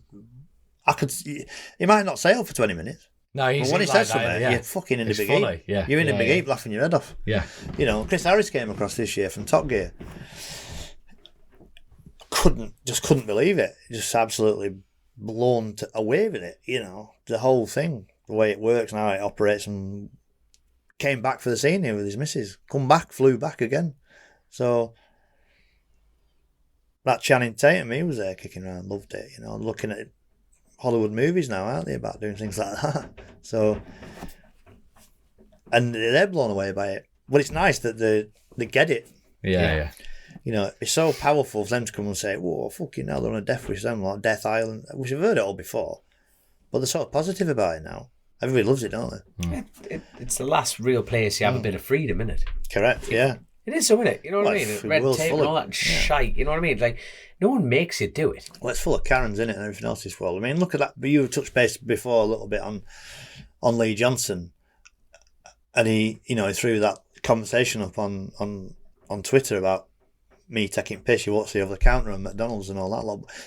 And then he called me the C-bomb on it, but posted it. But anywhere else, in any other job, there'd be hell on, wouldn't there? Aye.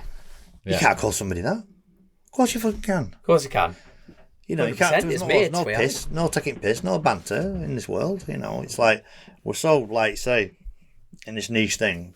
Fucking God, mate, continue for now, at least. Well, that's the thing, though, isn't it? You just need the sport to continue. But I tell you what, like, you know, when you hit the nail on the head there, it's like the biggest fear with racing is not racing anymore. It's not all the other shite, is it?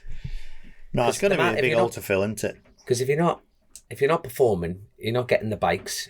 You know, it's that simple, isn't it? You know what I mean? Do you worry about the gap when you stop? Because I was talking to someone 2 days ago who's I won't say his name, but was very, very high profile and is now had to jack it in, isn't doing it, doesn't live in this country, but all his family and everything are over here.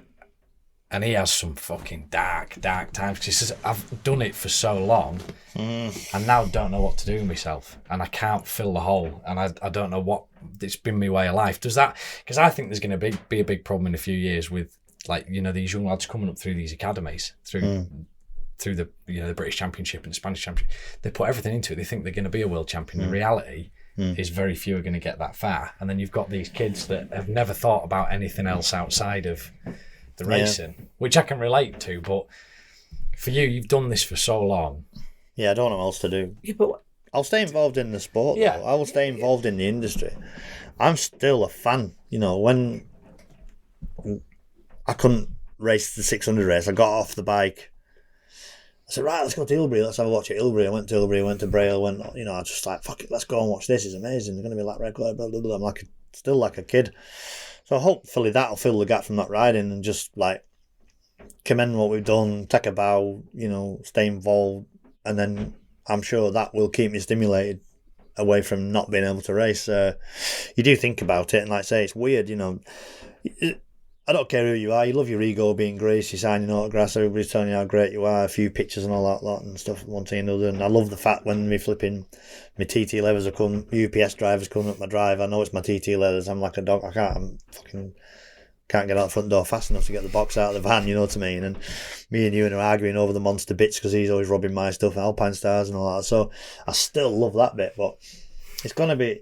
I would imagine it's going to be tough. I don't want to think about it too much, but why should, like, that's the thing. Like, I think you can imagine, like, people just tell you like this and this, and people are trying to put something in your head. I think it's just natural, isn't it, to finish? It's No, a point, but everybody finishes, don't they? I'm the worst. And I should be finished, really. I know I shouldn't be, but I should be finished. On paper, yeah, you should be done. Everything else, There's no way I should be going around there And I think doing that's why 131 mile an hour laps. That's why you Simple as that. end up in the firing line where people Yeah, come out, well, the it's time to keyboard stop warriors now, come yeah. out with bollocks. Yeah. And I guess I'm asking you these questions because I already know the answers, but I think you need to say it out loud where people do listen to hear and they go, well, he's still fucking fast. He's still enjoying it. That's the reason he's... Because maybe some of them will fucking leave you alone, to be honest with you. I don't know. Yeah, but you get 1,000 positives and you get one negative, and it always goes in a bit deep, doesn't it? You know, so you always... I don't know. You look up to somebody who's old and past it. They get ripped a bit, don't they? And they take piss and one thing or another. But I don't suppose anybody can at the minute the way I'm going. It is what it is. I'm holding my own. And like I say, somebody said, look, I'm in a percentage of the winner's time where I get a silver trophy, silver replica. So if you're getting a silver replica, you are not hanging about in that level. So fuck them, you know. I'll just carry on and have another do. But I've got to get round the table with Honda. They might make my decision. I don't know. They might say, well, it's going to be X rider, and there's no place for you. They might find me off somewhere to Paget's. I have no idea. I've no idea at the minute. But you know, it's still TT Blues downtime. You know, for me, I'm still, you know, if senior TT was tomorrow, I'd be on my bike going doing it again, you know. So I'm going to go back to it, but my dad's my biggest hero, and I remember, and this is probably only like 5 years ago, and some bell end from his work, his previous work, went up to him, and like, oh, you know, how you doing and stuff like that, and he goes, are you still racing bikes? Goes, yeah, I'm still racing bikes. And this bloke, who has no involvement in his life at all, any direct contact with him, bar meeting him in Morrison's, just said to him, you should pack that in. And my dad just stood there and just went, why? And this bloke couldn't utter a word out, and he just couldn't utter a word out, and it was like, why should I give up something that I love? But if you knew me dad, well, you've met me dad a couple of times, and he could, the confidence in his answer and everything, but you just go, why give up something that you love? Yeah, exactly. And the thing is, John, you're loving it because you're going fast. Yeah. And when you're going slow, that'll be the day. Probably. If you say no, that will be the day. We all, when you feel like you're like, you know what, I'm not enjoying it, and because you're going, you enjoy the push. I enjoyed the riding. No, that's what I mean. No, but you know what I mean. Right. No, but the thing is, if you just rode round on a Sunday, right, you'd just be on a road bike, wouldn't you? Yeah, you wouldn't want to do it. Yeah, you could enjoy riding a bike. And if that's up to someone, that's up to you. But when you're a TD rider, as we all are, I don't get it that much, really. I don't get it. No. Nobody's come up to me and said, retire, just a few keyboard warriors, which... but that's what I mean. Don't let the bastards grind you down, son. Yeah. They are. But you know what I mean, though? But when you've almost said to us a few times there, the fact that you've gone, I should give up my seat. Like, fuck that, John. You keep going. I would be happy to give up my seat. If somebody's there, like you say, banging at the door, and I can accept that, it's no problem. But... you get your finger out, son. 1 second off you, John. Should have bought 1 second is one. I know, 1 second might mean 1 mile. Hey? No, hey, John. Hey, if we all had 1 second. John. We all had 1 inch bigger dick. We've got it better. 100%. I haven't. No, but hey, you're right, John. And the thing is, I love racing against everyone on that track, and just keep doing it, son. 100% keep doing it. But have you got any more? Well, hold on. I've got a main question. Are you back at the classic? Oh, hold on, it's the Manx. You can't get that. 100th anniversary of the Manx Grand Prix, is it? Are you back, son? I'm back. That's a good question. Hold on, where did that one come from? Carry on. I'll be back at that one. Yeah, really looking forward to it. It's only in a few weeks. It's weird, isn't it? It comes round pretty quick. It comes round pretty quick. But Ryan, tier that one from that. I think Dom's just angling in here because he thinks he can do me on the old classic bike. I think she's got me covered on that, don't you? What are you riding? Same Checking, pattern? he's nodding. He thinks he's got me covered. So that's all right on the Yamaha. Confidence. Yeah. He's fucking getting it. 113 point. Brake horsepower he's talking about in his classic bike, by the way. 13.3 I said I did on that. In his pattern, 113 brake. Is that what you're on again? No, I didn't. Yeah, I'm on that pattern. I did 113 something. Yeah. Not hanging about that. You went through one of some the engines hardest. last year, didn't you? Went through 2, yeah. God, 2 engines, yeah. No, it's disappointing, really. I'm not disappointed for me, I'm disappointed for the owner. Yeah. And do you know what? I was stood at Union Mills and watched the race. I just wanted to be out there. There's only so many opportunities you get to ride that track. And, there's loads of fans there on the beer, and it's lovely, they're all on holiday and everything's having a good time. But for me, I've dissected it to death. There wasn't a breath of wind. It was 22 warm. degrees. It was warm. Yeah. Track was rubbered in. It was just the perfect time to ride your motorbike.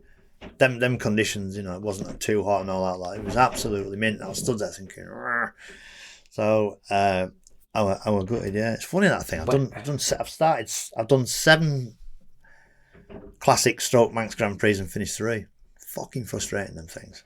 Yep. You throw everything at him, just something daft goes wrong. You're like, so frustrating. But when you're going round on him, it's good. I want you to win one. I want you to beat me. I want you to go faster than the Yamaha. I want challenging. It's good. I'm not bothered. It's good. Look at that Mike Brandon, 110 point summit on a pushrod engine ES2. No. One of the best laps here. That was something. One of the best laps you'll ever see out of the man. Nobody gives a shit. Fucking hell of a lap. On a British bike, that is. Yeah, on a single. That was faster than Coward went on his Manx. Yeah. Craven Manx. Not much, mind. But considering he weighs a bag of sugar compared to Jamie. I was only a second faster than you as a senior. Not much, mind. But I was in front of you. Doesn't matter how far you're in front, as long as you're in front. He's getting it. That old chestnut. You better not pack him. He's a wild old bastard, isn't he? He's got a few years on you. Mate, I'm not being funny. You better come into the TD next year. I'll even lend you a bike.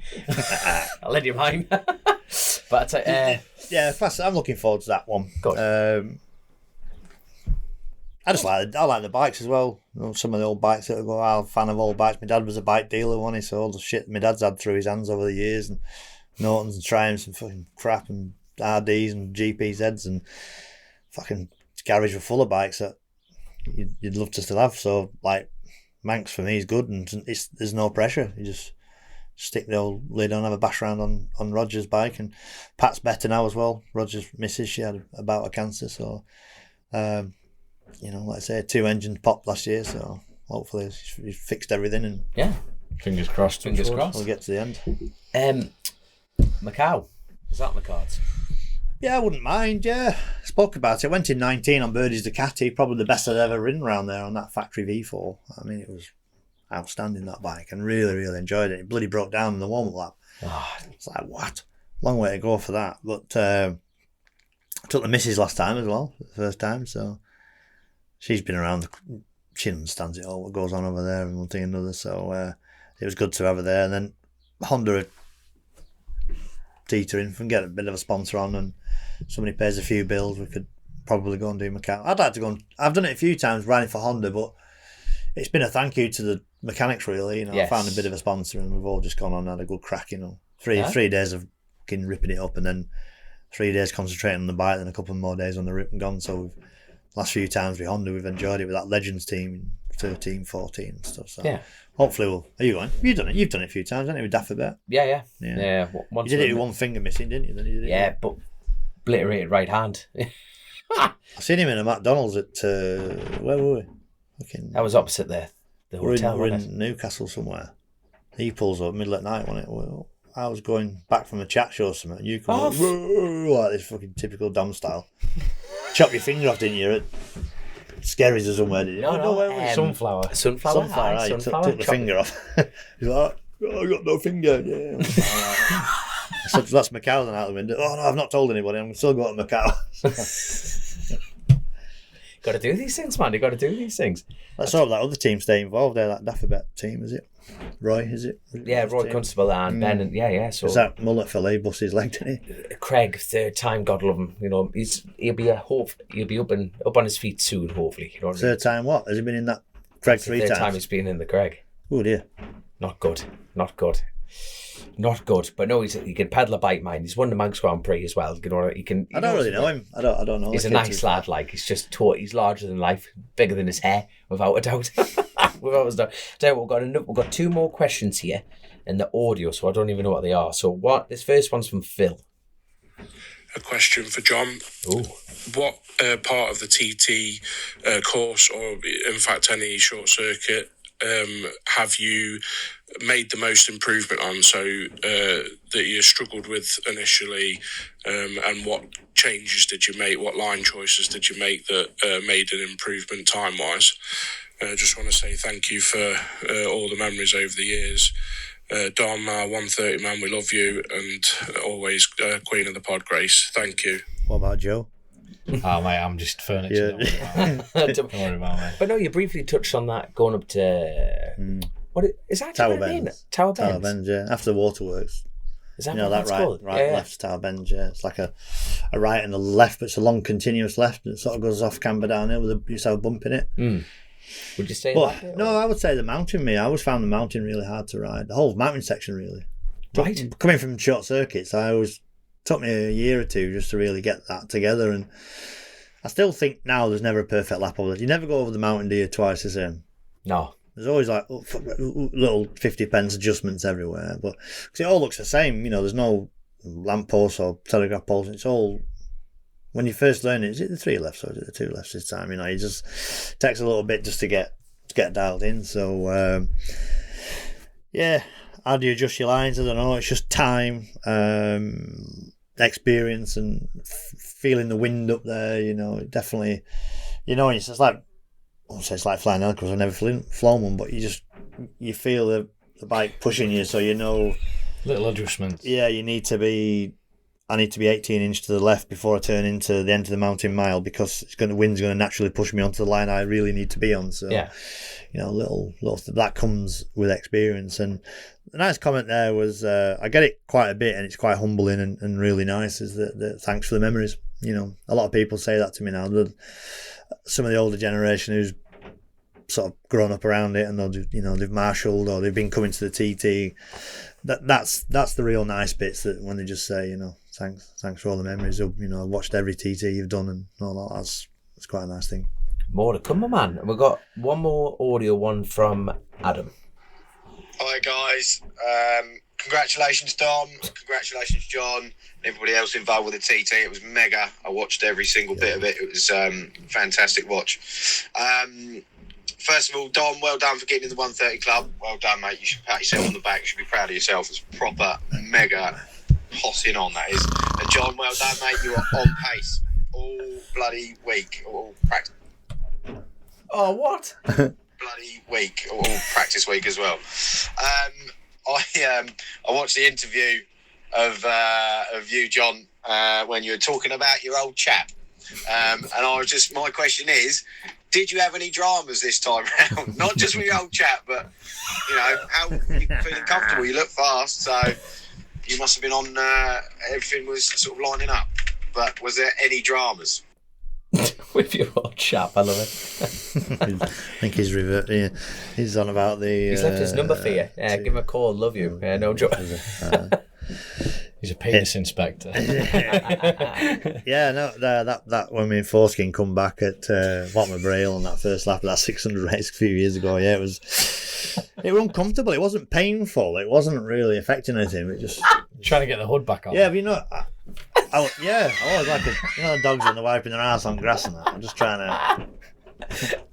But it just manipulate it back. Yeah, that's it. It just goes zush, and like go for that. Okay, for every audio... must be temperature related or something. For every audio listener, please log on to YouTube just for this hand action of John McGuinness going, It was just awkward. Adam, that is the best question ever. And you know what? I wish I had a funny story to tell you. There's not really anything to say. It was pretty, apart from a few years ago with the old lad, as you call it, or chap, is it? The chap, the old chap. Yeah, that must be a southern thing. Yeah. Bell End, we call it.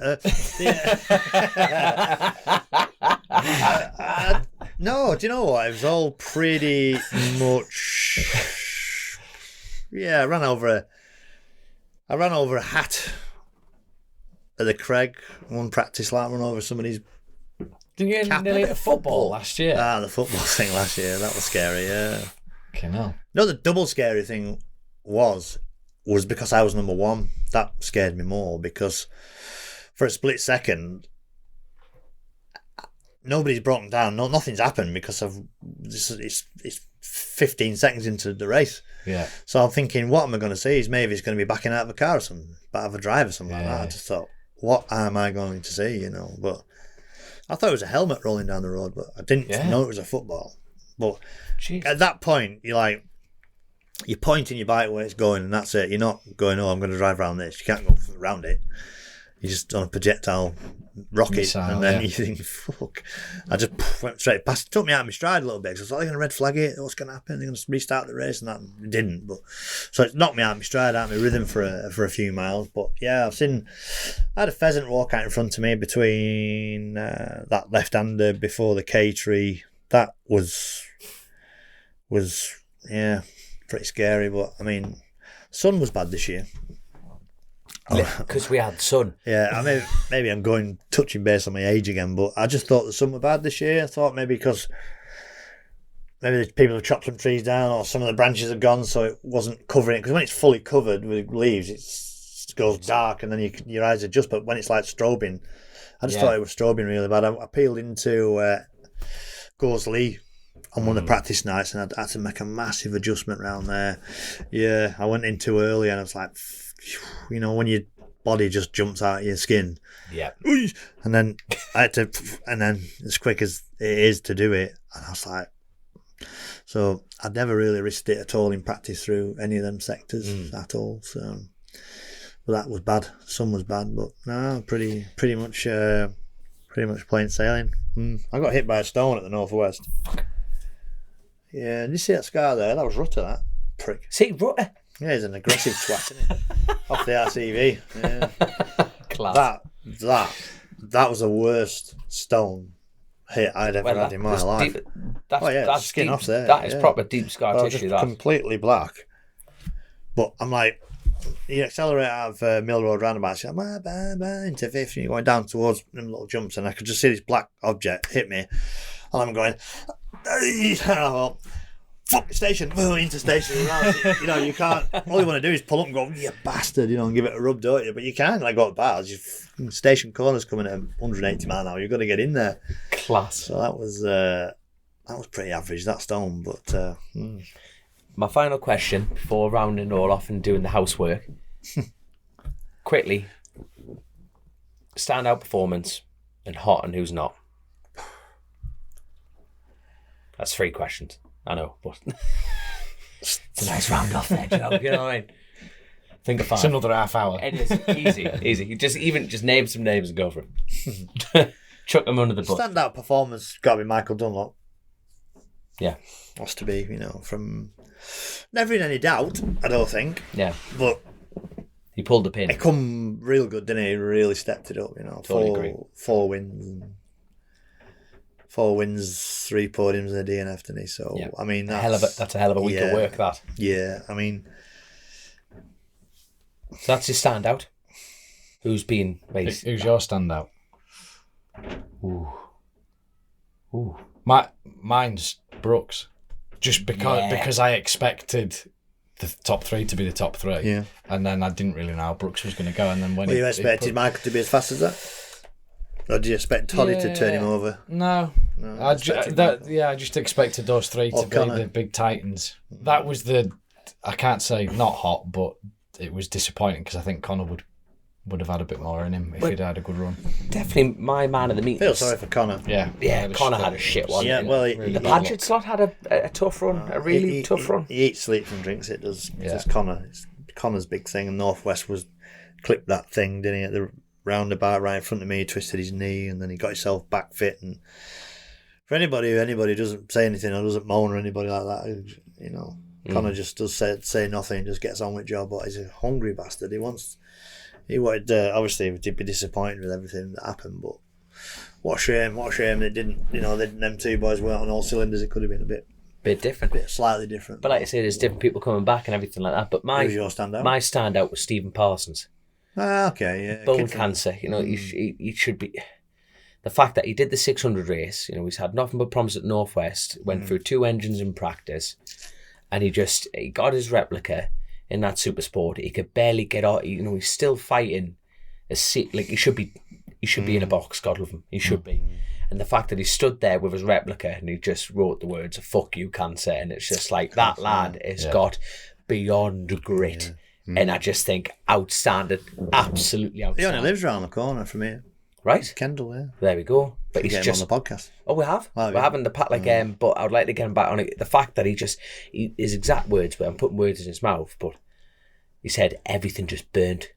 And you think, we have not gone through pain like that in your life. He says everywhere where the cancer was in his bones, he says it burnt. And you think, wow. And he just dug in. Like you say, you don't find that energy. That's a different. Yeah, because I think, like, I live in my little bubble. We all do. You live in your bubble humans, with all the fast guys and all the sharp end of it all, but there's a hell of a lot of stories further down the field, and you know, it's hard to talk about them because it's hard to come out of what you're doing because you're so concentrating on what you're doing all the time. But you know, you brought Stephen up there, and you know, it makes me feel like a prick really because you don't. There is. Oh, there's loads like but. Oh, but I'm down there. You know what I mean? I'm in that part of the paddock. You know. But it's the camaraderie. Everybody's looking out for each other down there. The budgets aren't as big, but they're all on the grid. They've all spent the money. They've all got that. I mean, they've got an international license to start with. They got an entry in it. You can't be a mug. You can't be a mug at the TV. You've qualified. You know, you have to qualify. So you've got to do over 110, haven't you? Something like that. I mean, years ago, they were going around at 99 mile an hour laps on the track with those lot. So there's nothing wrong with that, by the way. I'm not calling them out, but you know, it's a lot of stories. You know, there's loads of stories. Matthew will agree. He had that crash, didn't he? Newcomer, he was top newcomer. He slipped off at Laurel Bank, didn't he? But yeah, it shows world class, world champion. How easy it is just to go down and get slightly lost on that track or whatever. I don't know the reasons, but Yeah, nice kid that Parsons. Yeah, I spoke to him a few times. Don't know him very well, but Very quiet. yeah, he doesn't say much. You have to drag every word out of him, He's don't a you? really nice lad. Yeah. But definitely, I totally agree with you with Michael Dunlop as far as hot and not. Unfortunately, was Davey.